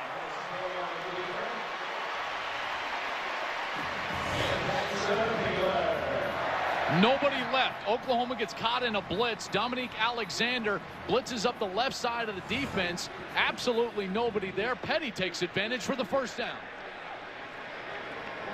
With 20 seconds left, that pass is incomplete.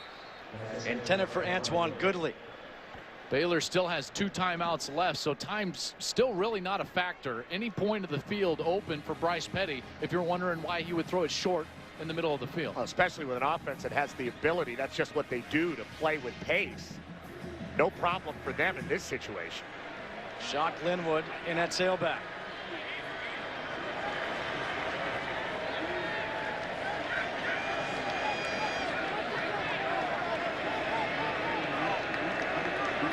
$14 unanswered by Baylor. Petty pump fake. To the end zone, touchdown! Antoine Goodley.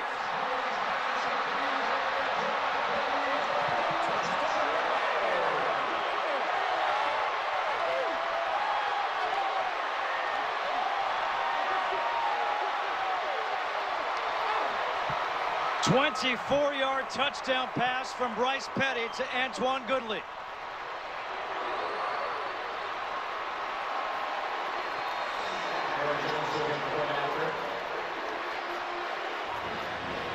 Aaron Jones on for the extra point. All set up by the interception by Eddie Lackey. What a great catch by Goodley. He really caught the back tip of the ball, and what a strange formation the Bears came out in. Stack set all the way wide, wider than the numbers, and miscommunication from the Oklahoma secondary. They clearly were running a zone defense there, but Gabe Lynn and Aaron Colvin, the 2 seniors, the ones with the most experience on the Oklahoma defense in the secondary, are caught not knowing the coverage, and Antoine Goodley reins it in. Excellent call, Petros. Back to the ball, but hauls it in for the touchdown. That is a crucial mistake. Remember, back to the turnover from Blake Bell. Briles is starting to feel his offense wake up in this game, really on the legs of Bryce Petty, the quarterback, but that time A really nice throw and a great catch, as we said, by Goodley. No Tevin Reese, no Lake Seastrup, no problem. You still have a superstar perimeter guy out there in Antoine Goodley. 14 points in 47 seconds for the Baylor Bears. And this is more what this crowd expected, to see some points put on the board. 24-5 with 13 seconds to go here in this first half.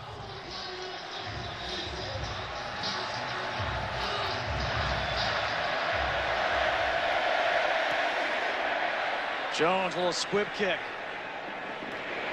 That's taken at the 30 by Brandon Green. Coming up in just a couple seconds, the Pizza Hut halftime report with Rob Stone, Corey Wire, and Ryan Neese. They'll talk about this game. They'll actually be talking about defense, shockingly, and also about that other big top 10 matchup with Stanford and Oregon. There is a player injured for Oklahoma, Damian Williams.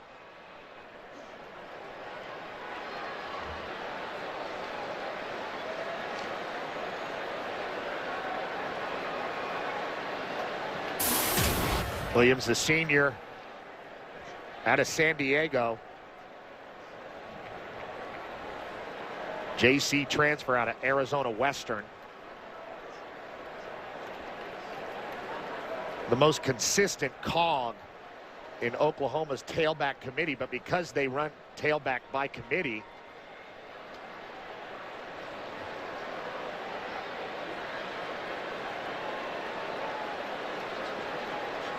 there are two number 26s on Oklahoma's roster. You don't usually see Jordan Evans. Yeah, Jordan Evans. You don't usually see a tailback on the KOR team in a blocking situation.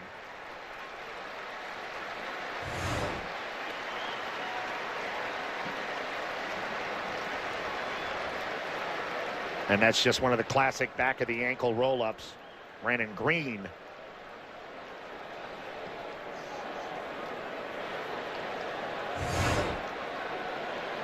With no timeouts remaining here for Oklahoma,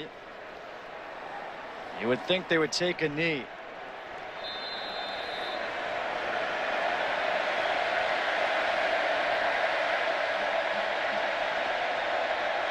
Apparently they won't.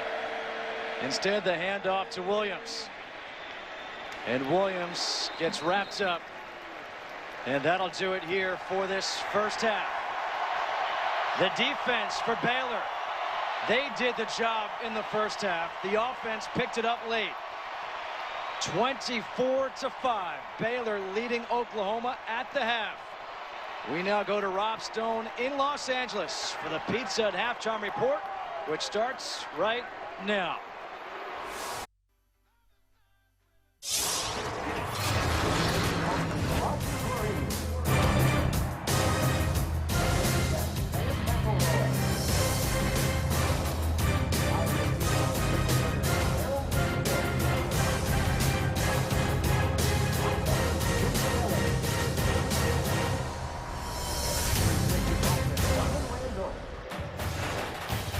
Fox College Football is presented by Kay Jewelers. Back here in Waco, Texas, 24-5. Baylor leading Oklahoma in this top 10 matchup. Justin Kutcher alongside Petros Papadakis and Joel Klatt. And guys, if you just tuned in, you see 24 points by Baylor. You think, okay, they're on their way. They could score 50. But it wasn't like that for most of this first half. And they got helped out by some mistakes from Oklahoma, especially late in that first half. Blake Bell has got to take care of the ball better for the Oklahoma Sooners. Late in that second quarter, Blake Bell with under a minute to go throws the interception. Ahmad Dixon right there. Then it's Bryce Petty with his feet and ultimately with his arm to the other number 5, Antoine Goodley. Antoine Goodley, a sensational catch. And just like that, Baylor took the big lead. Baylor's defense has been unbelievable, stifling Oklahoma all night so far. Ahmad Dixon matching the physicality of what is supposed to be the most physical team in the Big 12. We knew Baylor's defense was good numerically, but we didn't know they were this good in person against an offense like Oklahoma. They've been the story of the night thus far. Baylor will kick off to start this third quarter. Oklahoma to receive. Baylor on this blackout night at Floyd Casey Stadium. Closed the half very, very strong.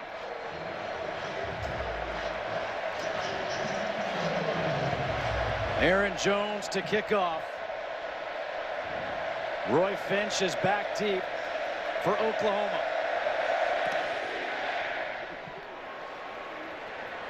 Franks in the end zone will take a knee. And Oklahoma will start at the 25. And let's check in with Christina Pink. Thanks, Justin. Well, we are certainly seeing the depth of this Baylor offense tonight. Talked to Coach Browse at halftime. He said that Lake Seastrunk is probable to return to this game. He's still experiencing some tightness in that groin area. They want him to stay loose and see how he responds here to start the third quarter as he's loosening up here on the sideline. Also, his backup, Glasgow Martin, is out with a right knee injury, and receiver Tevin Reese is out. He had his right wrist evaluated and x-rayed at halftime. I did get a chance to talk to Coach Stoops. He mainly expressed his frustration with their offense. He said our defense is keeping us in the game, but that offense isn't getting the job done. Talked about the turnover and some of those penalties, Justin. No doubt the offense not getting it done. Oklahoma under 100 yards in that first half. Roy Finch in at tailback. They're going to run the option. It's kept by Bell, and he tripped over that blade of field turf. Not the way you want to open up if you're Blake Bell, especially after that mistake late in the second quarter. But it was all Baylor in that second quarter. Their offense finally started to get a rhythm. 229 total yards now in the game and 103 on the ground. But the third down conversions is the one that jumps out to me. 1 of 8 for Oklahoma, 5 of 9 for Baylor. Baylor staying on the field. Those first half stats presented by Kay Jeweler. 2nd down and 10. Bell to pass, and he swings it at Jalen Saunders. And Saunders is out of bounds at the 31-yard line. Terrell Burke pushes him out. The Sooners start the first half by trying to work the perimeter. They do that again in the second half. They haven't really been able to soften up Baylor in the middle with their run game, and they certainly haven't had a lot of success throwing the ball down the field. Baylor's defense stout in the red zone, stout in short yardage, stout all night. 3rd down and 4. Don't forget Oklahoma without Sterling Shepard, who left the game, we think, with a concussion. They took the helmet away. Bell pressured from behind, taken down by Terrence Lloyd. Sacked for a loss of 1. Holding on to the football, and this Baylor defense continues to stay active. Bell is trying to go to his right side. Excellent coverage, and then the active Terrence Lloyd, 6'3", 245 pounds, not overly big to play defensive end, but you can tell very quick, gets around the edge and ultimately to the quarterback. Lots of hybrid guys out there for Baylor. Ends that could be linebackers, linebackers that could be safeties, versatile guys. Jed Barnett punting to Levi Norwood. Fair catch made at the 31. Fox Sports Supports is proud to partner with Stomp Out Bullying, the leading national anti-bullying organization for kids and teens in the U.S. Stomp Out Bullying focuses on preventing bullying and digital abuse. It educates against racism and hatred, deters violence in schools and online, and helps at-risk students. To learn more, visit stompoutbullying.org. Baylor taking over on offense. We heard Christina mention all those injuries. Lake Seastrunk, we expect to see him. He's made his way out in the field, then he came back. But we will not see Tevin Reese. We will not see Glasgow Martin. On 1st down, the handoff is to Shock Linwood. And Linwood will get a yard. I think in the second half, Baylor's got to be careful. They have a lead, and they've been playing very well, but they need to be themselves and continue with their pace. Flags come flying in.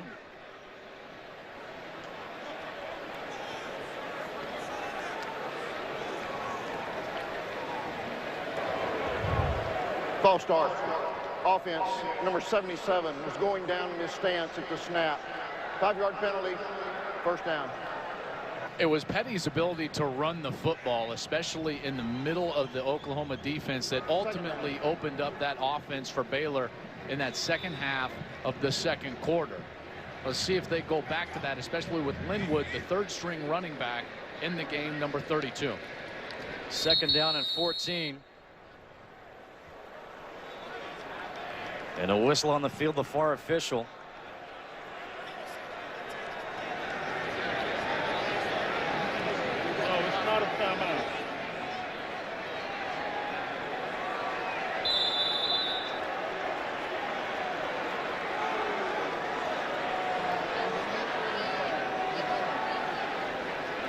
Not exactly what that whistle was for.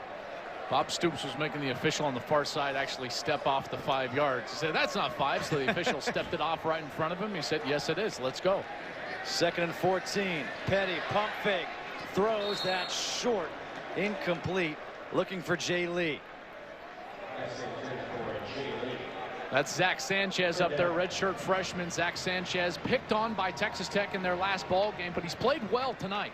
They haven't really tried him much, and when they have, he's been successful. It's been Aaron Colvin and Gabe Lind, the 2 seniors that have had trouble. 3rd down and 14.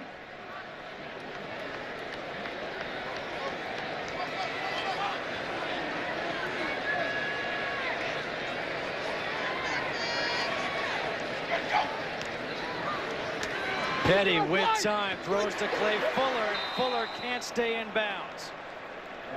Marked out at the 38. About 3 yards shy, that 1st down marker. One of the most important things for a wide receiver is to know where you are on the football field in relationship with the sticks to keep your team on the field. That time Fuller unable to keep his body in bounds and turn his hips. And a great job by Oklahoma's defense forcing a punt. Same way they started the first half. It looked like Fuller just lost his wits about him towards the sideline. Didn't realize he was about to step out. Was frustrated, wanted to run for the sticks. Spencer Roth on to punt. Jalen Saunders lets it go over his head. And this takes a Baylor bounce. Will be down at the 4. Prince Kent again on special teams. Down the field, a 58-yard punt by Spencer Roth. Oklahoma backed up deep into their own territory when we come back.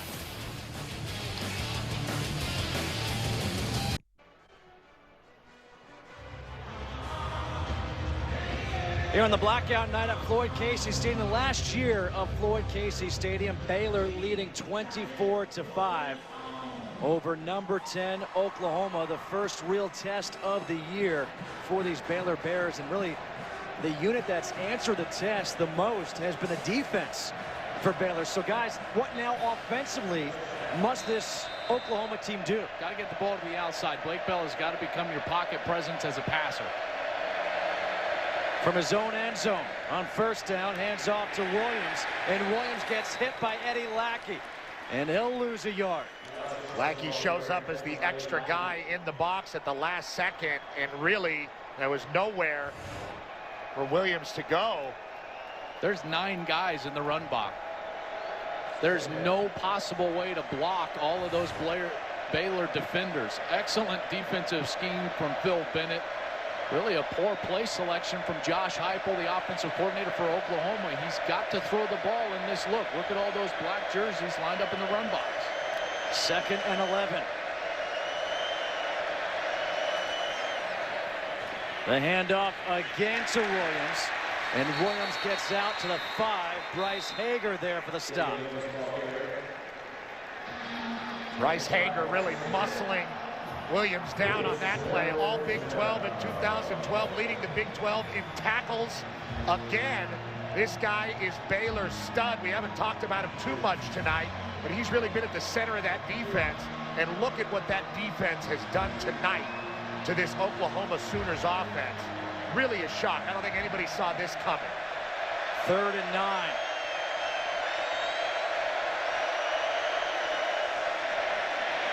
Bell stepping up, throws over the middle. That's incomplete. Dimitri Goodson knocked it out of the hands of Trey Franks. Wonderful play by Goodson. The timing that Goodson has shown tonight deep in the middle of the field has been outstanding. He jumped the route earlier in this ball game and now shows it on 3rd down. Not to interfere, but to get there when the ball arrives. Excellent coverage, incomplete, and off the field again for Baylor. They've been excellent on 3rd down. Oklahoma back-to-back 3 and outs to start this half, just like they started the first half. Jed Barnett to punt from the back of his own end zone. Levi Norway is at the 45 of Oklahoma, and a flag comes in.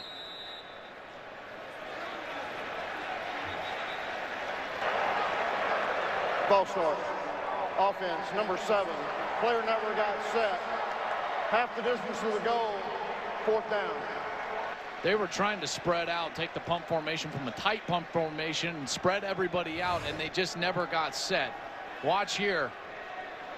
Never got set for the full beat that it takes. That's always tough to shift when you're in a pump formation because you're relying on a long snapper to understand when everybody is set. Another mistake here by Oklahoma. Just getting the punt off is Barnett. Norwood, the fair catch made at the 34-yard line, and now some guys getting into it. No flags have been thrown. Well, we saw a little bit of chippiness before the game during warm-ups. Oklahoma is the Big 12 power. They're the most physical team in the Big 12, and they don't like being pushed around out here, and they're getting pushed around physically by a Baylor football team that really has not been intimidated all night. Just a miserable start to the second half for the Oklahoma offense. They can't get anything going. Credit to the Baylor defense, but now you set up Baylor with excellent field position now from the 34-yard line. This is easy work now for Baylor's offense, or at least it has been to this point during the course of this season. Lake Seastrunk is back in at tailback. On first down, it's Seastrunk trying to get outside, and he will run out of bounds, chased out by Frank Shannon. Picks up 5. Joel, you talked about it earlier. Seastrunk dealing with some kind of leg issue. Seems to be on his right side, and making that break to the outside. Still pretty explosive. That's how good of a back he is, but he does look comfortable. Second down and 5. It's Seastrunk again, trying to break a tackle, and he will not. Gino Grissom got the jersey, would not let go. A loss of 1. This front for Oklahoma has not played poorly. You know, they've been left on an island, the man coverage, deep safeties in order to stop the run. For the most part, aside from a couple of Bryce Petty runs up the middle of that defense, they have done a very good job of stopping these backs for Baylor. Shock Linwood now in at tailback.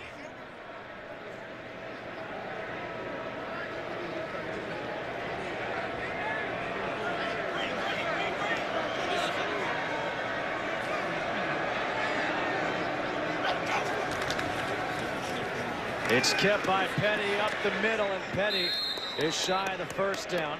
Up to the 26, Gino Grissom with his 5th tackle. Well, this is the prime territory for Art Briles to go for it.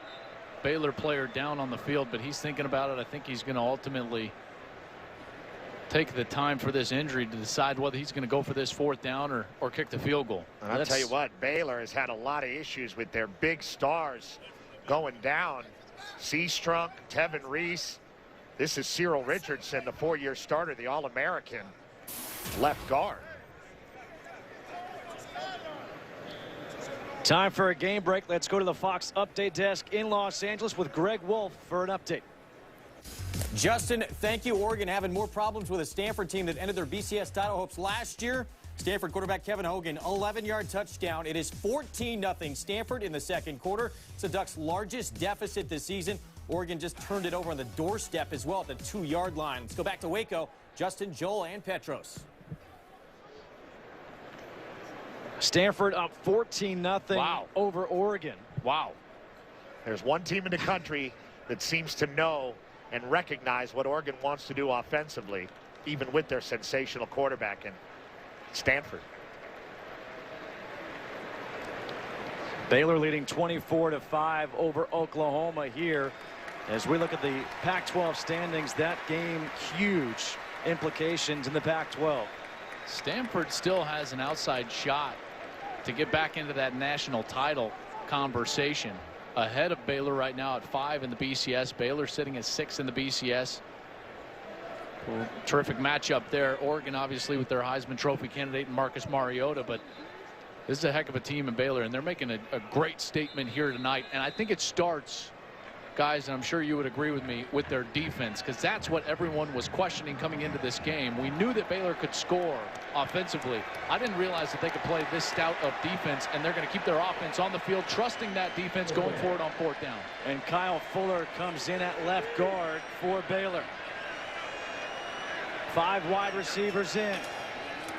It's kept by Petty up the middle for the first down. And the ball comes loose. Dominique Alexander had the tackle. Petty looks like he's slow to get up. And that's the danger of making your quarterback running the football a big part of your offense. Here's the end of the play. Alexander with the tackle on the upper body. Spencer Drango comes up with the ball, so Baylor keeps it. Just wrapped up around that right leg. That is the danger. Anytime you expose your quarterback like this in the middle of the field, he's going to stay on the field, but he did get up and limp around. Speaking of Bryce Petty. First down, red zone opportunity here for the Baylor Bears. Petty to throw to the end zone, open receiver, touchdown, Levi Norwood.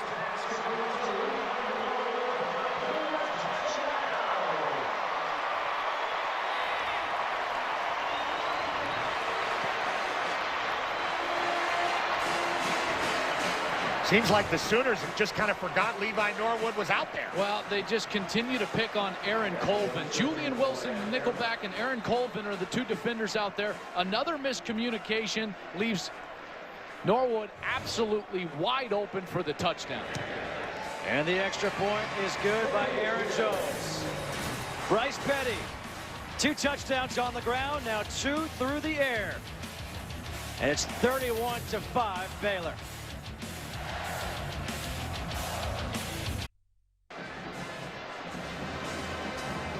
28 unanswered points by Baylor after that 5-play, 34-yard drive, which ended in a Levi Norwood 17-yard touchdown catch. And Bob Stoops was furious after the play. Mike Stoops and Bob Stoops out talking with the officials the entire commercial break. They felt like, and probably feel like all night long, the Baylor wide receivers have taken advantage of being physical on pick routes.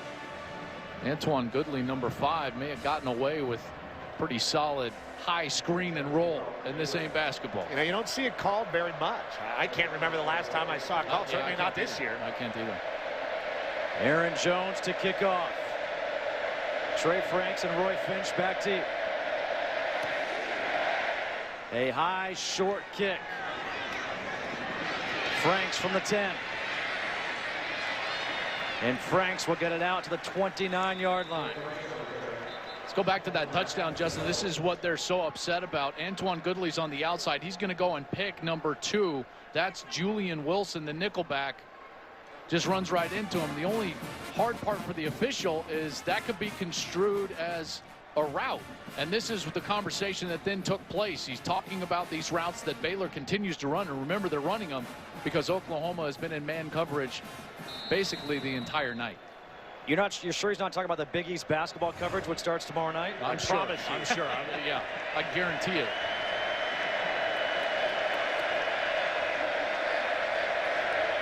Damian Williams at tailback here on first down. Play action. Bell waiting, throws, got hit, and that is incomplete. Jazz Reynolds, the intended receiver. Dimitri Goodson there, and the pressure applied by Hager. There's such a thing as holding the ball for too long. That ball probably should have been thrown a few steps, as far as wide receivers go, a few steps earlier than it was. That allowed Hager to actually get to the quarterback, affect the throw down the middle of the field. It looked like the spacing of the route was also screwed up. Rarely do you see 2 wide receivers that close, both inside the hash marks for an offense. Williams splits out, pressure coming. The pass is complete to Saunders. Saunders has some room to run as he gets up near midfield, taken down at the 48-yard line. A 19-yard completion. Hall with a tackle. One of the better play calls for the Sooners all night, and they've got to be patient. There's not going to be a 26-point touchdown that they can score right now. They have to concentrate on executing offensively, holding on to the ball. It's still the third quarter. Get some confidence back because they've been stifled all night by the Bear D.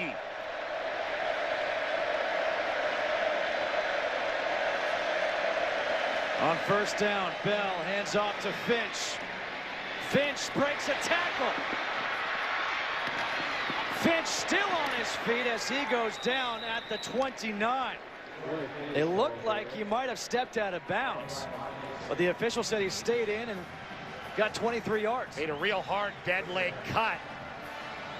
Bryce Hager missed a tackle, and Roy Finch a career 1,300 yards and 50 receptions, and he's the third back. That's how much depth Oklahoma has at the position. And 2 plays in a row, they found a little space out there.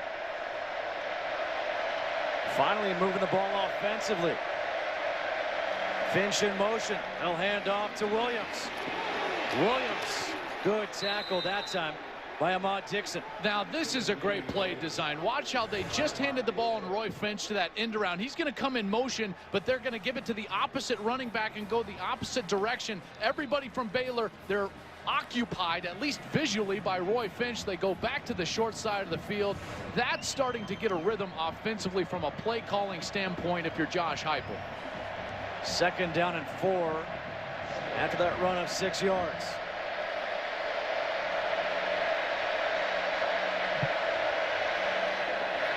Hand off to Clay, and Clay got hit immediately. K.J. Morton with the tackle. Looked like Sean Oakman maybe got an arm on him as well. Oakman has just been outstanding. 6'9", 270 pounds, 6'9", and yet plays with leverage, good hips, not a waist bender, but a knee bender.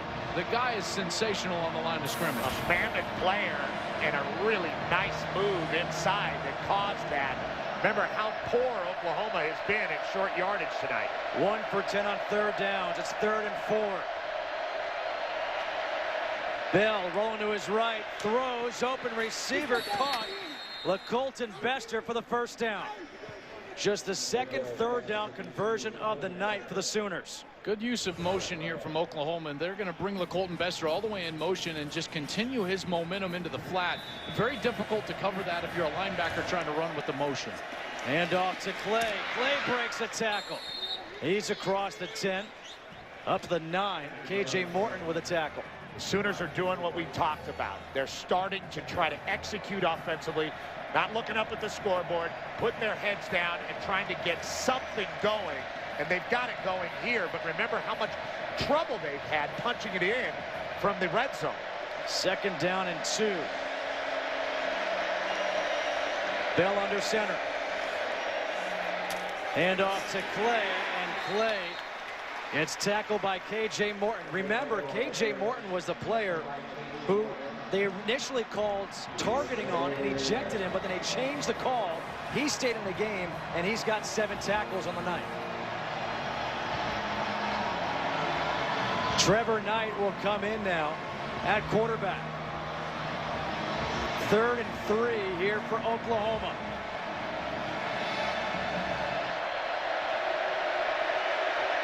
Finally moving the ball offensively on this drive. Empty backfield here for Knight. Knight with the cut, and he's not going to get the 1st down. Ahmad Dixon, another big tackle. No lead back. 2 tight end set, 3 wide receivers. Quarterback just sitting back there alone, trying to pick his hole. Trevor Knight can't do it. Those linebackers for Baylor have scraped across the line of scrimmage and been there every single time Oklahoma's tried to run with the quarterback. And finishing the plays, finishing the tackles. We talked about Oklahoma having to tackle in space. Baylor's done a good job of that. Play clock is at 9. They switch quarterbacks again. 4th and 3. Bell swings it out to Finch to the end zone. Touchdown.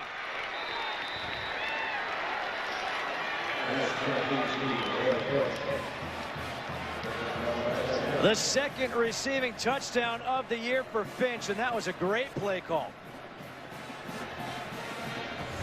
The offense for Oklahoma finally getting it done. Finch is going to be in the backfield and just going to swing out, and Baylor is caught in the blitz. No one there in the back end, and Bell finally recognizes it and gets the ball out on time.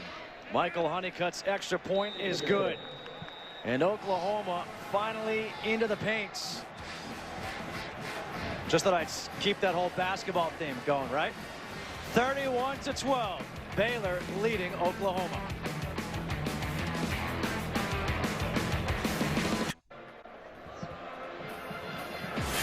Big East basketball is coming to Fox Sports beginning tomorrow as Boston College takes on Bryce Cotton and the Providence Friars in the season opener for both teams. Coverage begins at 6 p.m. Eastern with Gus Johnson and Bill Raftery on the call on your new home for Big East basketball, Fox Sports 1.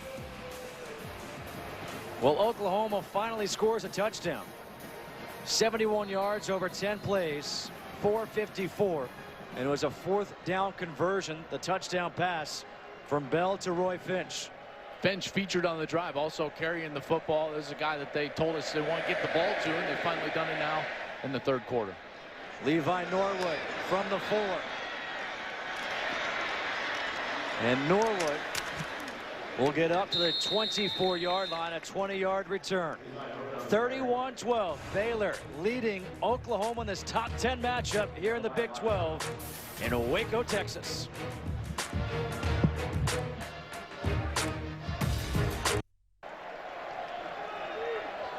.312 to go here in the 3rd quarter, 31-12. Baylor leading Oklahoma. On 1st down, a shot. Linwood up the middle, breaks a tackle. Linwood breaks another tackle. And Linwood is all the way down to the 37-yard line. A 39-yard run by the 3rd-string running back. Gabe Lynn, number 9, is the guy that has the first shot at Linwood. He runs out of that tackle. Quentin Hayes has a shot at him. He runs out of that tackle all the way down the field. Play action. Petty to the end zone, flag looking for Antoine Goodley. Julian Wilson there on the coverage. And the flag was thrown by the back judge.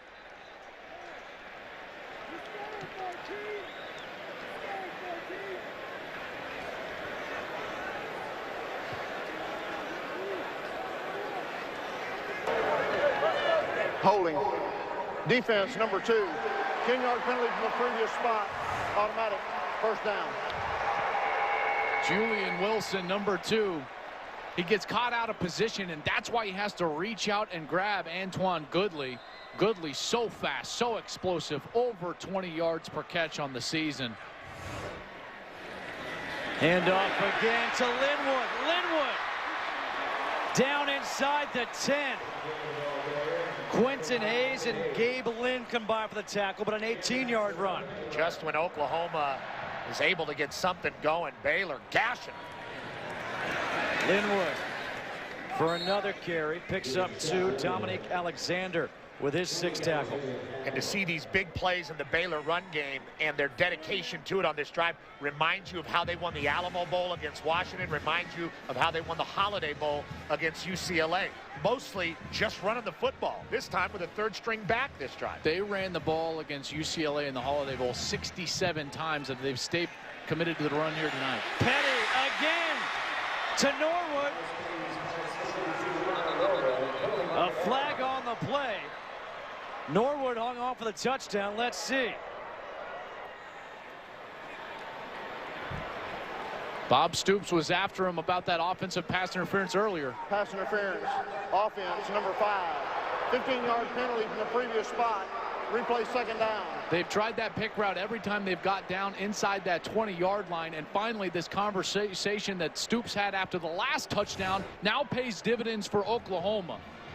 We finally saw it called. Norwood wide open again.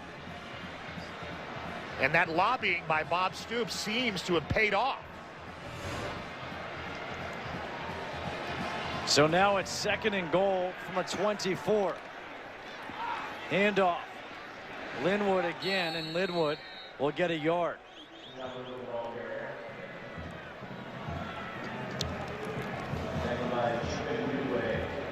And Dule with the tackle. So 3rd and goal now from the 23. Empty backfield here for Baylor. 5 wide receivers in. There are no safeties deep. Straight 0 coverage means no safeties, man-to-man on the outside. Rest of the defense right up at the line of scrimmage. Pressure coming. Petty hit as he's thrown and was looking for Clay Fuller. There is a flag thrown. Julian Wilson there on the coverage. The officials getting together about the flag being thrown. Petty takes a huge hit here from Charles Tapper, just running free.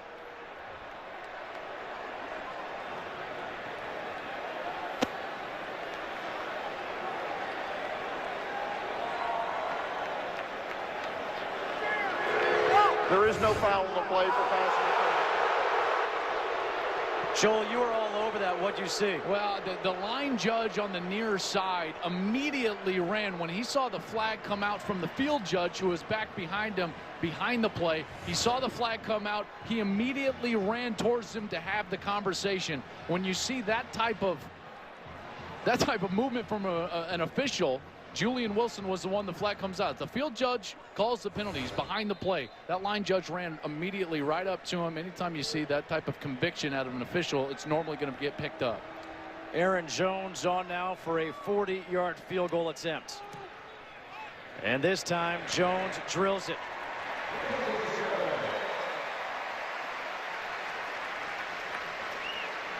For those of you who just joined us, this game got off to an interesting start, to say the least. How about the safety? The first 2 points on the board for Oklahoma. A touchdown run by Bryce Petty. A second touchdown run by Petty.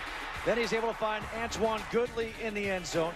The first of 2 passing touchdowns as he finds Norwood. But finally, Oklahoma gets into the end zone as Blake Bell found Roy Finch. And it's 34-12. Number 6 Baylor leading number 10 Oklahoma. Oklahoma just bailed out there a couple of times. One for an offensive pass interference that Bob Stoops lobbied for on the last Baylor possession.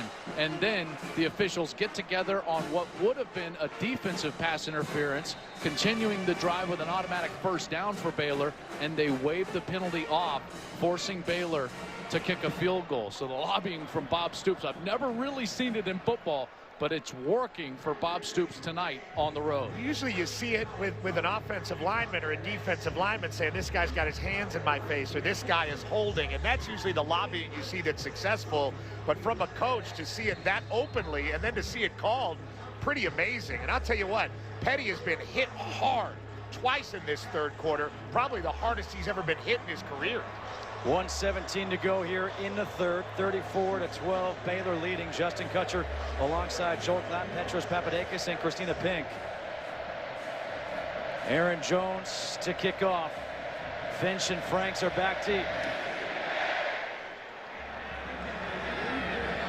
And this ball's going to go out of bounds and draw the flag.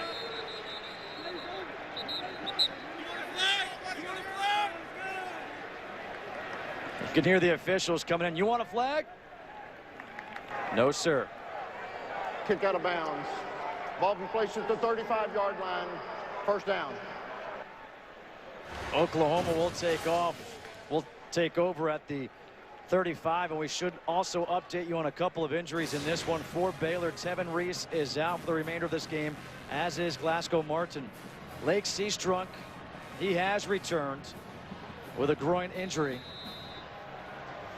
There's Tevin Reese, outstanding wide receiver. Seastrunk on the bench, had the tight growing. He's been working out. He's been back on the field.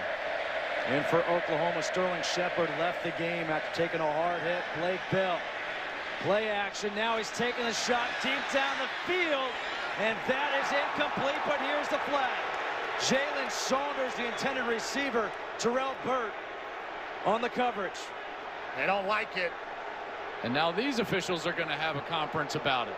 They don't like it on the Baylor sideline. I can tell you that. Half those guys came out to the numbers in their coaching staff. Really an underthrown ball by Blake Bell, and that's where you're running into trouble with pass interference. They're trying to get the out and up. Pass interference. Defense number 13. 15-yard penalty. First down. Earlier in the game, we saw an underthrown ball from Bryce Petty draw pass interference from the Oklahoma side. And now the underthrown ball from Blake Bell for Oklahoma draws the pass interference for Baylor. Hard to argue with the call. I know they're not going to like it because now that's 3 consecutive penalties out there that have gone not for the Baylor side. 6th first down by penalty for Oklahoma in this game. Bell again taking a shot, and that was a heck of a defensive play right there. Joe Williams. Watch him come in and break this ball up right when it hits the hands of Saunders. Perfectly played, and he was off balance, goes back with his left arm. What an athletic play from Joe Williams, the senior from St. Louis. And Oklahoma starting to do what you asked them to do in the first half, Joel, which is throw the ball downfield to their slot players. 2nd down and 10. Finch in the backfield. He's the one in motion, takes the handoff, trying to get outside. And he's going to get chased out and shoved out by Bryce Hager. What a nice play by Hager, staying with it, running to the sideline against a faster Roy Finch. This is a Baylor defense built for speed, trying to get to the perimeter against them, not going to be easy. Hager so fast sideline to sideline right now. 3rd and 8 here for Oklahoma. 2 for 12 on 3rd downs.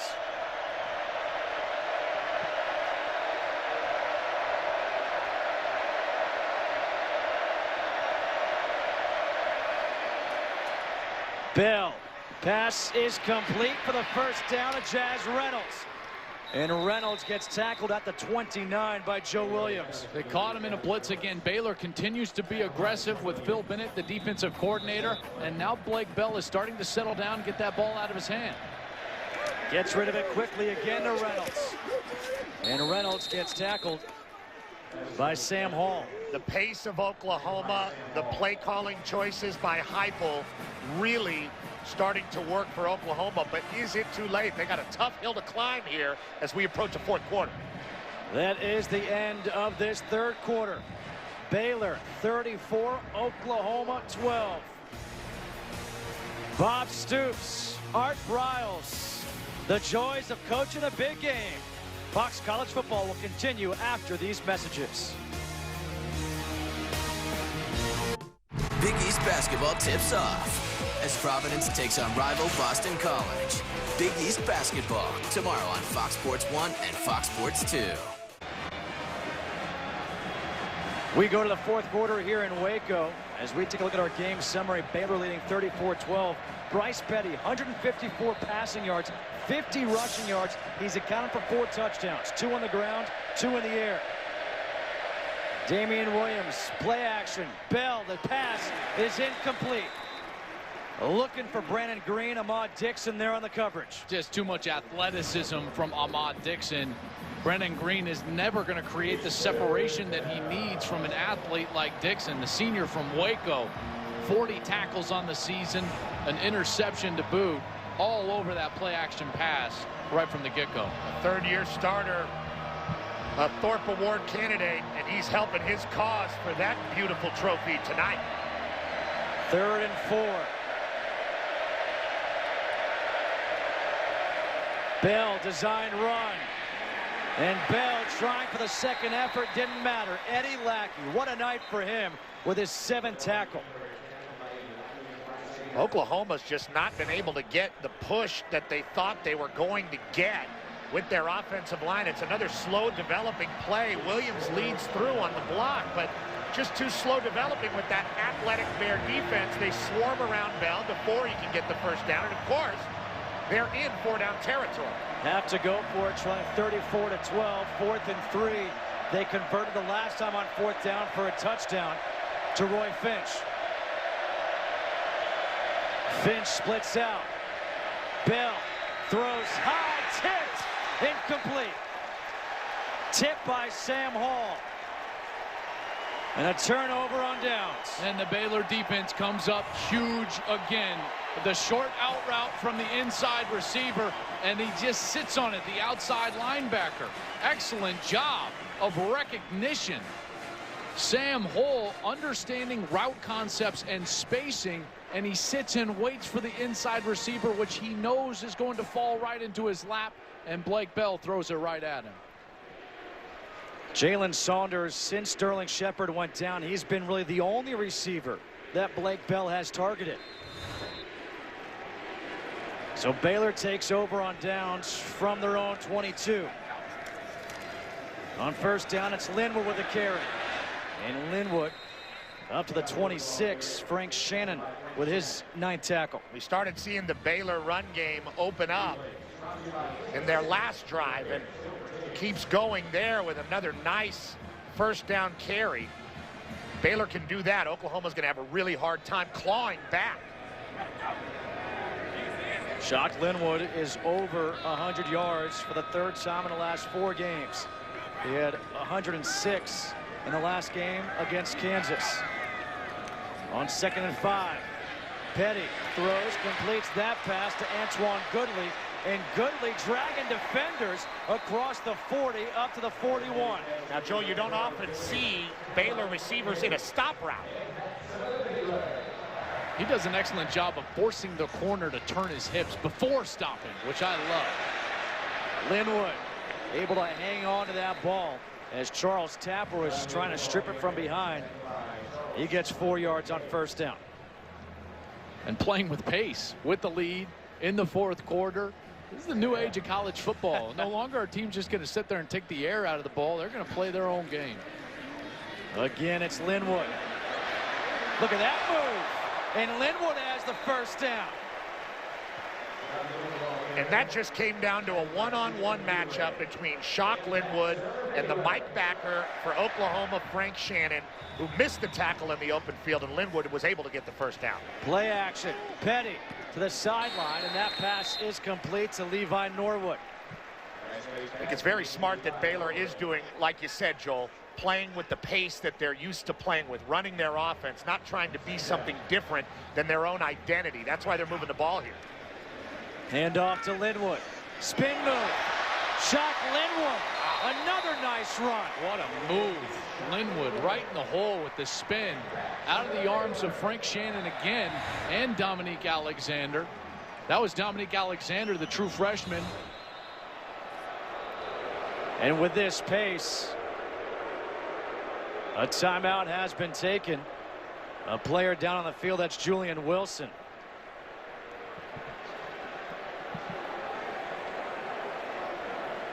The brothers, a little heated exchange. Julian Wilson, the junior out of Oklahoma City, Oklahoma.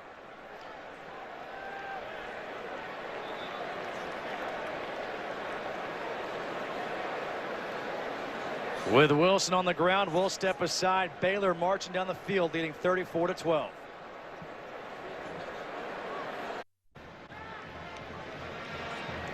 Julian Wilson being checked out on the sidelines. Kaz Everett comes in to replace him at the nickel.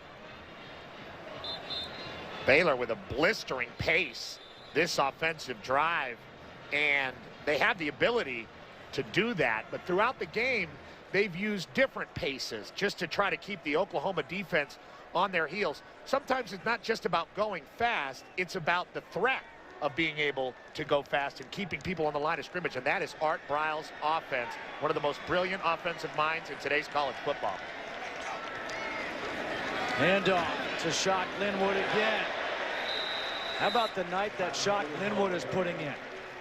17 carries, 130 yards. And I think people used to seeing Baylor throw the ball all over the place or expecting that are shocked at this very physical run game. And a flag is thrown here. False start.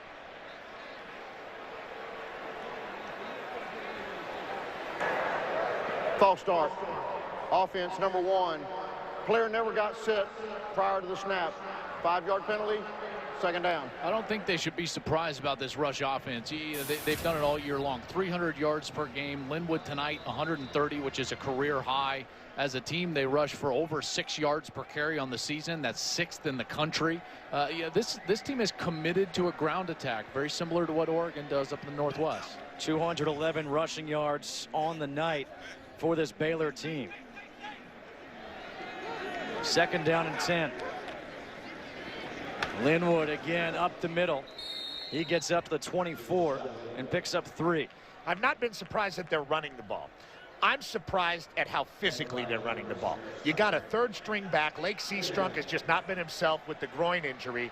The third string back physically taking it to a physically superior Oklahoma D. Petty on 3rd and 7 throws. The slant is incomplete. Off the hands of Levi Norwood. Kaz Everett, who came in for Julian Wilson there on the coverage. Accurate ball from Bryce Petty. This is a ball you'd think is going to be caught by Levi Norwood. Right on his hands. Kaz Everett smartly is going to get there before the ball and decides to go with the no contact. Norwood maybe was surprised that there was no contact from the defender, sensing where Kaz Everett was coming from. Aaron Jones on for a 41-yard field goal attempt. And from 41, that is no good, wide right. So he is 2 for 4 on the night. It's still 34-12. Baylor leading Oklahoma here in Waco.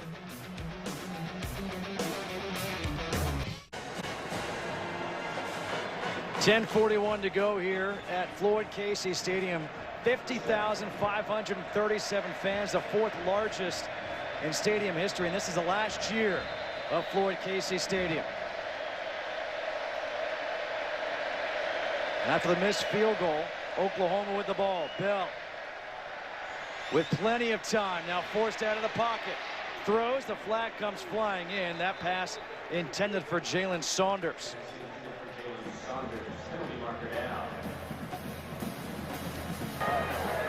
Holding. Offense. Number 68. 10-yard penalty. First down. They got Bronson Irwin, the right guard. Right there in the middle of your screen, you see him with both arms around Blackshear. Is that frowned upon? Yes. 23 penalties now in this ball game. Sloppy game from a matchup featuring top 10 opponents. Only frowned upon if they call it, though. Now 1st and 20.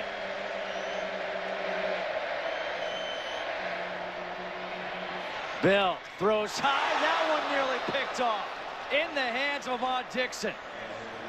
And then he puts his head in his hands. Blake Bell got away with one here. Ahmad Dixon breaking on this. Thought it was going to be caught by LaColton Bester, number 11. Probably surprised that it slipped through his hands so quickly. He was trying to get up there and react, but definitely surprised. And that ball was on his Adam's apple before he knew it.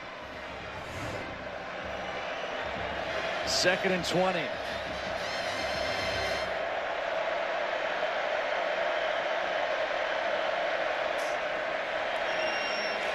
Bell lofting one down the sideline, and that one is incomplete.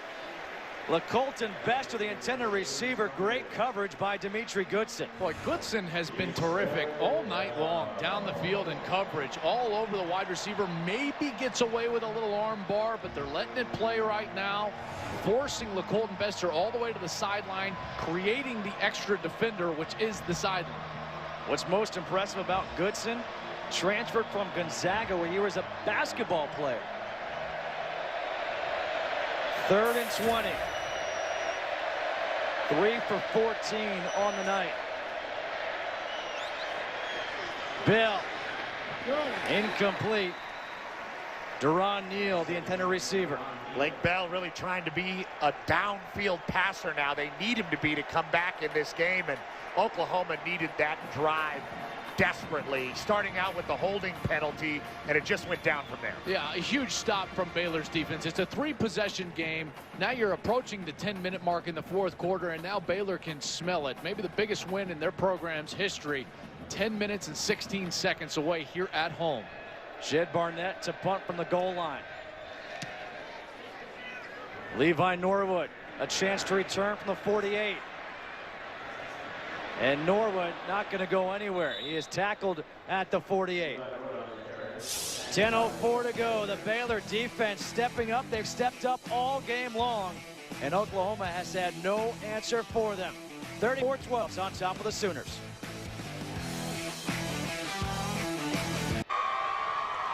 It has been a wacky game here in Waco, Texas. The fans, though, having fun because their team, the Baylor Bears, leading 34-12 in what many believe is the biggest game here in Baylor football history. A matchup of 6 versus 10. Petty on 1st down, hands off to Linwood. Linwood again with a big run. Still on his feet. Linwood inside the 25. Down at the 24. And Dulue with the tackle. but not before a pickup of 28 yards. And here they come again, still playing with pace, not caring about the clock, doing what Baylor does best, play offense. Petty will keep it. And Petty gets stood up. He'll lose a yard. Charles Tapper with a tackle. But you got to love the dedication to the run for the Baylor Bears. Lopsided run versus pass. The second half has been about Shock Linwood and the space around him running the football. Linwood just adding to his career high, 161 now in this game. Linwood has 161 rushing yards. Oklahoma 203 total yards. Petty taking the shot to the end zone. Touchdown! Antoine Goodley.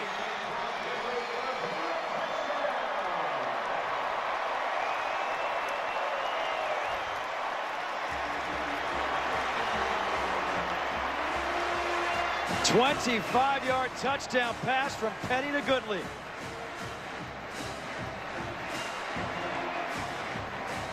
Well, they can smell it now in Waco. What a ball.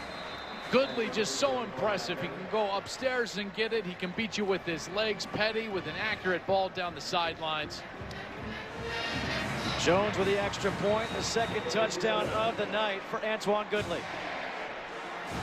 Working against Taylor, number 6. Straight man-to-man coverage. Oklahoma has been in it all night long. And Taylor gets caught with his feet set. Anytime that happens, you are in trouble as a defensive back in man coverage. And Petty with a beautiful throw to Antoine Goodley.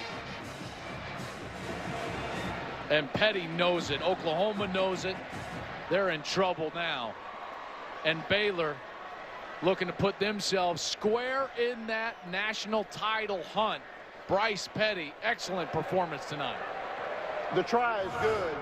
After the play, personal foul, unnecessary roughness, number 91, throwing a punch, 15-yard penalty being forced on the kickoff. Number 91 is disqualified. That's Charles Tapper, the sophomore of Baltimore, Maryland. Gone.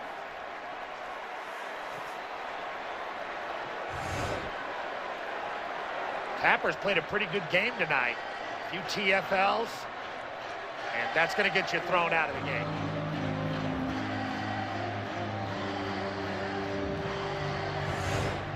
Can't let the emotions get the better of you. Oklahoma has now Charles Tapper. Been disqualified from the game, but boy, what this Baylor program has done has just been amazing. I played against this program back in the early 2000s when they were just the pits. Couldn't win a Big 12 game, and now to think in November, beating a top 10 team at home, putting themselves right in that conversation with the Ohio States and Alabamas, the Oregons, the Stanfords. This is a quality team coached by Art Briles. They should absolutely get consideration for that BCS National Championship. Antoine Goodley with that 25-yard catch for the touchdown, his second one tonight. And after the penalty and ejection, kicking off from midfield, just pulled it a bit, could not split the uprights. Fox College Saturday, presented by Kay Jewelers, return to the triple header, beginning with USC taking on Cal on Fox, then Kansas battles 14th ranked Oklahoma State on Fox Sports 1, followed by Texas squaring off against West Virginia on Fox. Coverage begins Saturday at 10 a.m. Eastern with a college football pregame show on Fox Sports 1. And if you want to dominate in college football, if you want to be in the conversation with the teams you mentioned, Joel, you have to win in conference. And not just win in conference, you have to beat the big boys. You have to beat the teams that have the mystique, that have the history. Oklahoma is certainly that, and Baylor has done that tonight, really making a statement nationally. Finch in motion. Bell pressured from behind, steps up. Stiff arm, and Bell picks up some positive yards, and a flag comes in.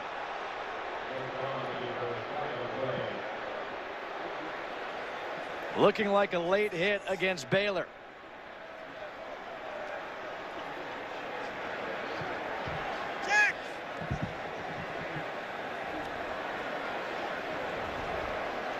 Man, have we had a lot of penalties tonight. This will be the 24th. Nobody's counting.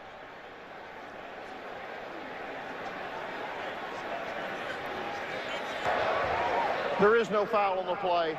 Second down. I lied. 23. We're still at 23. Come on, Klatt. This is what they were discussing. That's number 2, Sean Oakman, who's been all over the place, and they thought it was going to be a late hit, personal foul out of bounds, but everybody had left their feet when everyone was inbounds. I think that's a smart call to pick that flag up. And I think you will be right. I think we will have a 24th at some point. I hope not. Bell swings that pass out to Williams. Excuse me, that's actually Jazz Reynolds. And Reynolds gets 7 yards and a first down.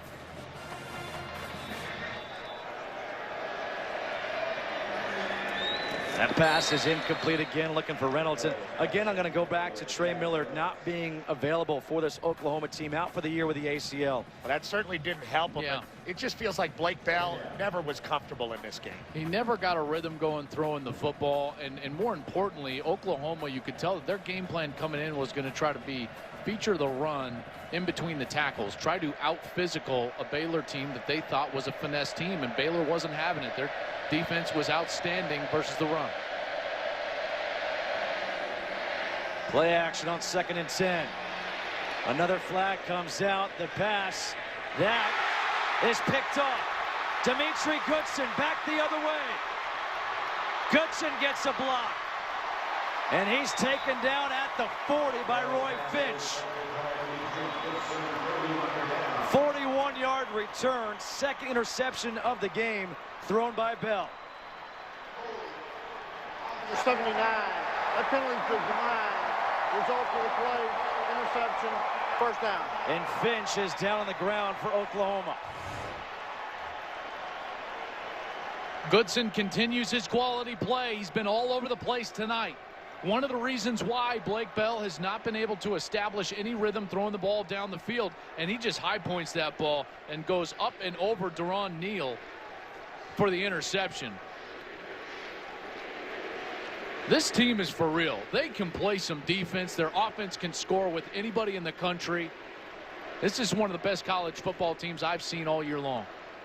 They certainly have proven it tonight, and that's what people were looking for them to do. Oklahoma came in here trying to prove Baylor was a little brother. A little brother, pretty physical tonight.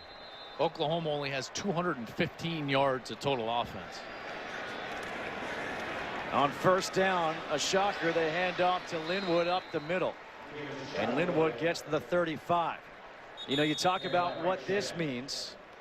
Baylor looking like they're going to move to 8-0 and extend their winning streak to a school record 12 games. You know what started that streak, a win over #1 in the BCS, Kansas State, last year in this stadium. And they have not looked back since. They were a 4-5 ball club when they beat Colin Klein, Bill Snyder, and the Kansas State Wildcats. And Art Briles and these Bears have not looked back since. And if you think about it, Oregon is losing right now 20-0 in the third quarter. You certainly have a chance to move up in the rankings in the BCS if you're Baylor with a win here tonight. Handoff again to Linwood. But you mentioned that run last year for this Baylor team. What's impressed me so much is since 2011, Baylor is 11-1 in November and December. And you guys talk about November, that's the time to really step up. Well, that's who Art Briles is. I mean, that's what great coaching is, playing your best football at that time of the year. You have to say that's true about the Baylor Bears. Ball start, offense, number 5. 5-yard penalty, third down. There's number 24. Well, there it is. And you start looking ahead, though, and you start to project out what everyone around the country has left. And those quality opponents. They're coming for Baylor. For those BCS numbers. And guess what? Baylor's got some quality opponents coming up. Texas Tech, Oklahoma State. TCU, I know, is having a down year, but they're going to finish the year with a Texas squad that has played outstanding since starting the season 1 and 2. 3rd and 11 here. Handoff. Again to shock Linwood. And Linwood brings it up to the 34-yard line. Gets 5 yards, tackled by Frank Shannon. You mentioned that victory over Kansas State last year that took all the air out of that Kansas State balloon.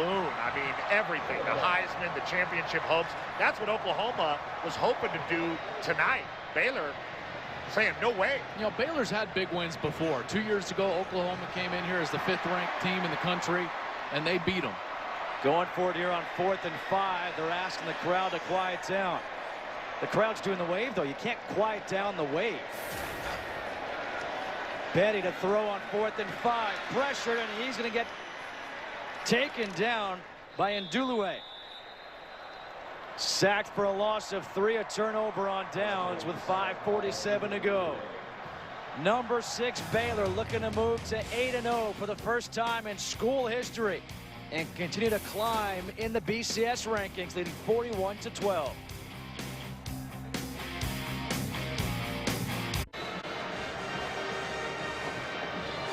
All right, guys, so as Baylor leads 41-12 here, we look at the BCS top 10, what they have coming up this week. You see Oregon, Stanford. We mentioned that game, 20-0 Stanford leading. As far as the movement that we could see in the BCS this week. Well, for me, Ohio State then starts to stick out. I know they've been impressive over the last couple of weeks, but you've got to think that Stanford may be able to leapfrog Ohio State, maybe even Baylor leapfrog Ohio State. On first down, the handoff is to Finch, and Finch gets spun around at the 45 by Bryce Hager. Stanford is without a doubt the most beloved one-loss team in the country, and if they're able to keep going and knock off this Oregon team at home tonight, then it's going to be very interesting to see where Ohio State and Baylor fit around that Stanford team. 2nd down and 2. And some more flags for another false start. False start. Offense. Number 48. 5-yard penalty. 2nd down. Why do you think Stanford is so beloved? Well, it's their resume. You know, their top 50 wins, their strength of schedule. Stanford is a team that has gone out there, and they still have Notre Dame left on the schedule, potentially a Pac-12 championship. You know, they're right in the thick of things, even with the Baylors and the Florida States and the Ohio States. 2nd down and 7. Finch breaks a tackle. Sam Hall brings him down as we take a look at Baylor's upcoming schedule. And Joel, you mentioned this. It is not easy to close out the season for the Bears. No, it's not. That Texas Tech game is going to be on a neutral site in Dallas, but at Oklahoma State, you know, Baylor has been terrific at home, 17-1 since 2011 at home, but away from Floyd Casey Stadium in conference, they've only won 3 conference games in the last 3 years. And late in December for the regular season, remember, there is no Big 12 championship against Texas. 3rd and 9 here for the Sooners. Bell, his pass is hauled in by Deron Neal. And Neal up at midfield for the 1st down. You know, we talk about Stanford and how good they are and how their resume looks. Stanford pretty similar to Baylor in this way, Joel, and we talked about this the last couple of days. Stanford has lost a lot of people, and you thought their run of greatness would be over, starting with Toby Gerhardt, then Jim Harbaugh, then Andrew Luck, you know, David Shaw just keeping the whole thing going. Kind of similar here with Baylor, losing RG3, losing Nick Florence with a 3rd quarterback. They're excellent. Terrence Williams, you could throw in there. Great receiver. Finalist. He was a terrific player. They've had several great running backs come through here. And yes, they continue to win. Art Briles has built something here that is sustainable. One, the administration supports him. They said around $500 million is what RG3's Heisman was worth to them, and media exposure and the like. Well, guess what? They've capitalized on that, building a brand new stadium on campus 4 miles from Floyd Casey Stadium. They've done a marvelous job from the administration standpoint of continuing that success, raising the money, and then Art Briles has gone out and recruited. Robbie Rhodes, who's a true freshman for Baylor, he was a guy highly recruited by everyone, including Texas. And when you got a kid from Texas who chooses Baylor over the University of, then you got something going. And just look at the way they've reloaded in this game, Joel. Seastrunk goes out. your third running back, Shock Linwood, has the game of his life. Tevin Reese goes down. That's okay. You still got Antoine Goodley making big plays on the perimeter. And Norwood as well, who was big tonight. 3rd and 6 here for Oklahoma.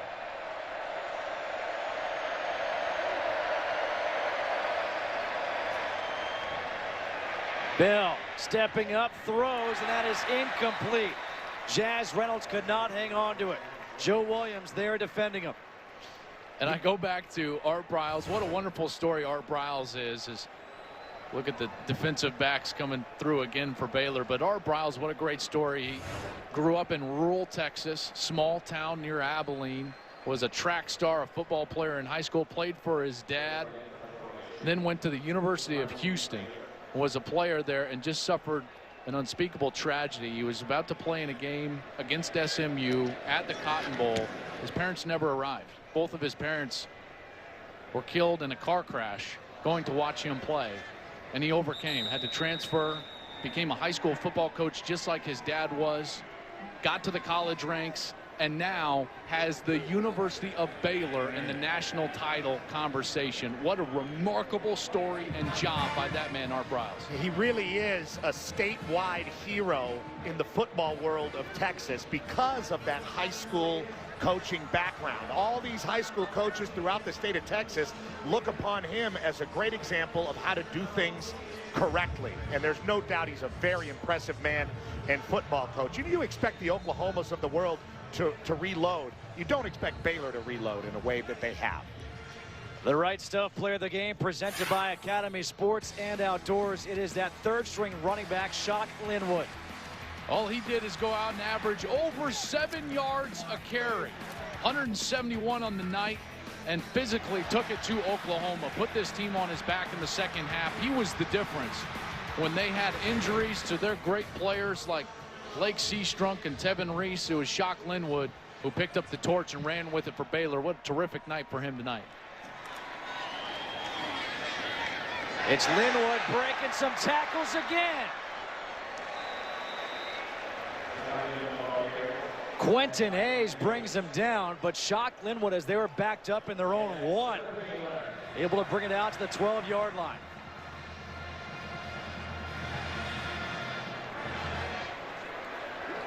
(41-12), Baylor leading Oklahoma.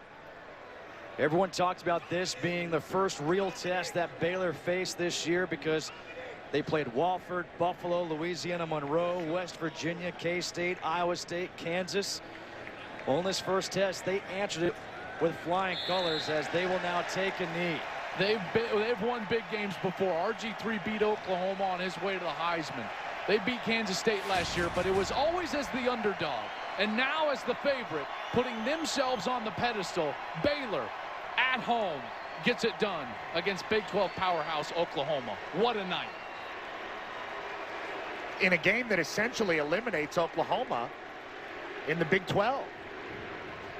Oklahoma failed to score at least 13 points for just the 11th time in 195 games with Bob Stoops as the head coach. The 4th worst margin of defeat for Oklahoma. Under Bob Stoops, of course, in his 15 years. What a job, though, by the defense again for the Baylor Bears. I mean, everyone talks about their offense, but it was their defense who set the tone and set it early. Led them to that 8th victory, the first time in school history. Baylor starts 8-0.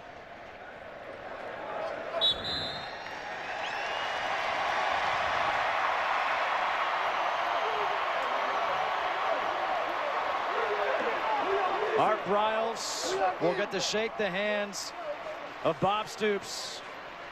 The overall record is 21-2, Oklahoma over Baylor. The last 3 years, Baylor is 2-1. Both wins coming here at home. What a performance by the Baylor Bears defensively, stepping up their offense, known all about passing. They did it on the ground. 253 yards. Shock Linwood, a career high 182, stepping up as Lake Seastrunk went down with an injury. Baylor moves to 8-0 while Oklahoma falls to 7-2. Now let's go to LA for Fox Sports Live with Carissa Thompson. Thank you, gentlemen. Welcome to Fox Sports Live. I'm Carissa Thompson. Huge win for Baylor as they blow out Oklahoma 41-12. And we will get you right back out to Waco for the celebration. But first, let's throw it over to Jay and Dan for some highlights, guys. Thank you, Carissa. Yes, I am Jay. That's Dan. We're wearing decadent mustaches, and this is indeed Fox Sports Live. Some game, eh, Dan? You betcha. Oklahoma and Baylor, both top 10 teams this season, but these two programs not created equal. Not now, Dan. All programs are created equal. Under one vengeful, confused God, the NCAA. No, these schools, they're literally not equal. Let's take Oklahoma. 8 BCS Bowls, 17 national championships. 3 Pro Football Hall of Famers, including our good friend and Wingstop spokesperson, Troy Aikman, though he fled Oklahoma for L.A. Why would you ever do that? Also, Adrian Peterson, he's good. Those are some tasty wings. Baylor, on the other hand, 0 national championships. That's less than 17, I'm pretty sure. 0 BCS Bowls. That's less than 8. 1 Pro Football Hall of Famer. That's Mike Singletary. That's a good one, though. Hey, Bears fans, you've got things to be proud of, too. Yeah, Robert Griffin III, he's a Bear, as is Angela from The Office. And Willie Nelson went there just for 2 years, though. He went to class once, and it was a mistake. Of course, all that really matters is Thursday's meeting between these two teams. And before the start of the game, Baylor and Oklahoma getting heated on the field. It had to be broken up by coaches, and maybe this is why. We go back to November the 19th, 2011. Then Bears QB Robert Griffin III, the game-winning TD pass to Terrence Williams. Baylor with the big upset, 45-38 over Oklahoma. Oklahoma 21-1 all-time against Baylor, but that one loss was memorable. Art Browse, Bob Stoops, the friendly greeting. The number 6 Baylor Bears, the only undefeated team in the Big 12. Second quarter, 3-0 Baylor. 4th and goal for Oklahoma, Blake Bell. Bears D coming up with a huge stop. Baylor fired up, ensuing possession for Baylor. Bryce Petty takes the snap. Dominic Alexander comes around the edge, sacks Petty for the safety, much to the delight of Stoops. Later in the second, now 5-3 Sooners. Lake Seastrunk taking the handoff. Appears to somehow injure himself. Stayed on the sideline for the rest of the first half. Returned in the second.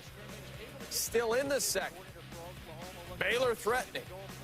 Petty, the keeper, and the 5-yard TD. Part of a 5-play, 69-yard drive and a 10-5 Baylor Bears lead. Late second quarter, same score. Baylor driving. Petty to Levi Norwood. 39-yard gain. Later in the same drive, Petty from a yard out. Putting Baylor up 17-5. Ensuing possession for Oklahoma. Bell goes over the middle. Eddie Lackey's there for the INT. Bryles fired up. Baylor would capitalize. Petty, beautiful pass. Antoine Goodley. 24 yards. Baylor with 14 points within a minute. And they're up 24-5 to break. Third quarter, same score. 4th and 2, Petty. Yeah, it's a first down. Next play, Petty to Norwood. End zone, 17-yard TD. Baylor goes on for the big win. Thursday's big win over 10th-ranked Oklahoma, extending Baylor's school record win streak to 12. We get more in the game for the guys who called it. Justin Kutcher, Joel Klatt, Petros Papadakis. Thanks so much. Back here in Waco at Floyd Casey Stadium, Baylor defeats Oklahoma 41-12.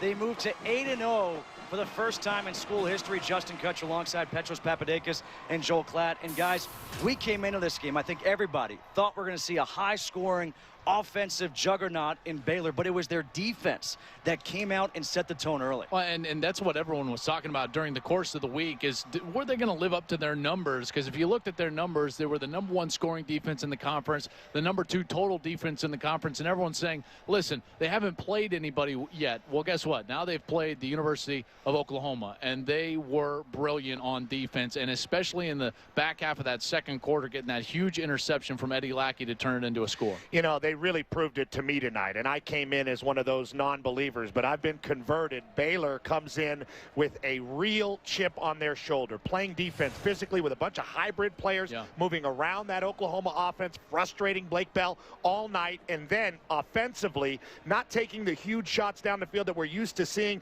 not really gashing them in that way, but gashing the Oklahoma defense, which is very fast and very talented with their run game, and a third string back. An amazing performance by the Baylor Bears. He was great. Shock Linwood, a career-high 182 yards. Moments ago, Christina Pink caught up with Baylor's head coach, Art Briles.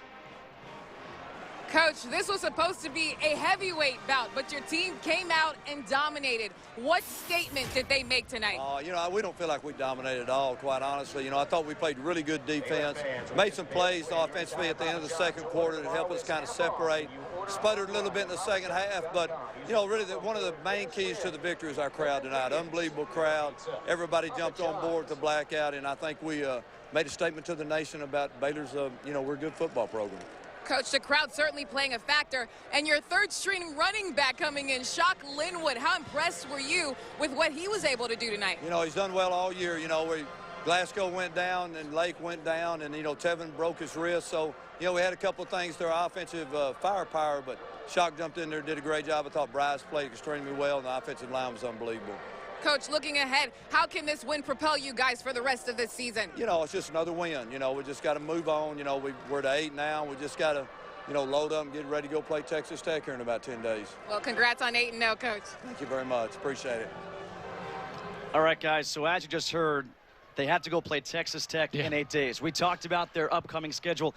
It does not get any easier for this team. And in fact, it's probably going to get harder because as the pressure mounts, it's going to be BCS pressure, and they've never had to deal with that here at Baylor. But kudos to Art Briles for what he's built here at this university. This program is a national power. They recruit at the top level, and now they're playing at the top level. And now they get to go. They're going to face Texas Tech at Oklahoma State, and these have huge implications as far as the national stage. Look at it like this. Every time Baylor has faced one of those walls where you say, well, they've never been there before, they have broken through it. So maybe this is their time. Maybe they're a surging program like Oregon with Chip Kelly when we saw them become so relevant on the national scene. However, going down the stretch, Lake Seastrunk, what is his health going to be like? Tevin Reese broke a wrist, so they're going to really have to reload and find it in them in November because it's not going to be an easy road. Well, let's go back down to Christina, who is standing by with Bryce Petty.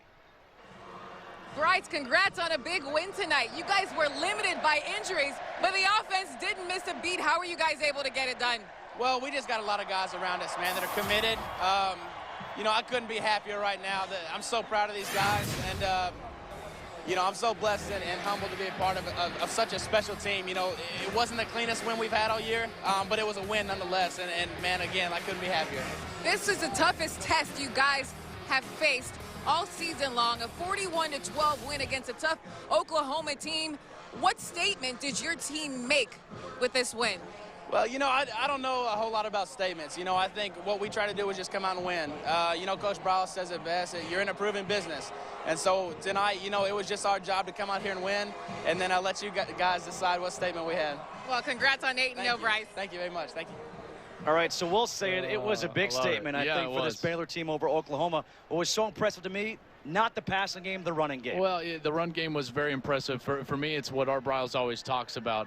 He says when you're the new kid on the block, like they are on the national stage, you want to be feared and respected, and they earned both of those tonight. Yeah, they put themselves right in the conversation, and they had to earn it tonight. Oklahoma made them earn it, and they did it. They did. 41-12, Baylor defeats Oklahoma tonight here in Waco. Let's go back to Fox Sports Live and Carissa Thompson. Petros, what a beauty he is. Baylor Bears, first time in school history, they are 8-0, and they like playing at home. 18-1 now at home since 2011. Andy Roddick, Clay Travis, and Coy Wire spending his birthday with us, and a happy man right now because Stanford is also beating up on Oregon. But the game we're going to break down is the game you just saw here on our air, Oklahoma-Baylor. Gentlemen, first impressions from this game. Clay, I want to start with you. Baylor's for real.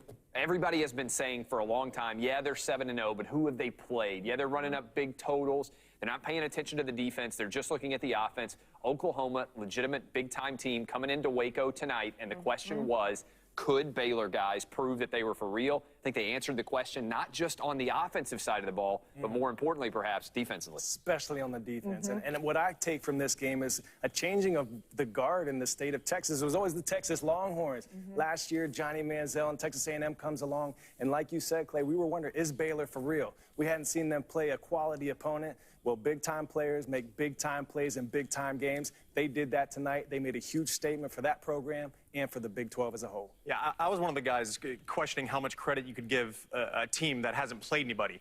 But I mean, Baylor showed it tonight. I mean, they put a whooping on a top 10 team, and the highest AP ranking since 1953. You mentioned the 8-0 start.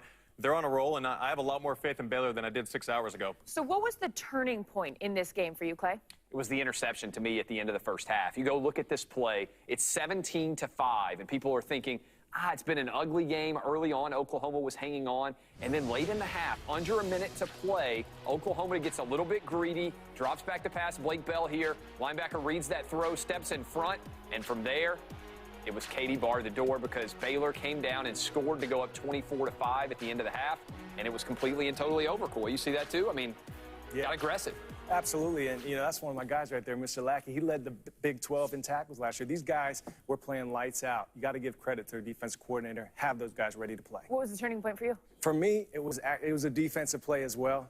It was a huge hit that K.J. Morton had, and he was actually initially ejected from the game. They overturned it. It was a clean hit. But what it did, it set the tone, it set the tempo. When you think of defense, you want to see flesh bombs, knockbacks, and body blows. And that's exactly what I get the goosebumps again seeing it. I'm not excited at all, am I? But that right there set the tone, set the tempo. They ended up then having that big 4th down stand on the goal line.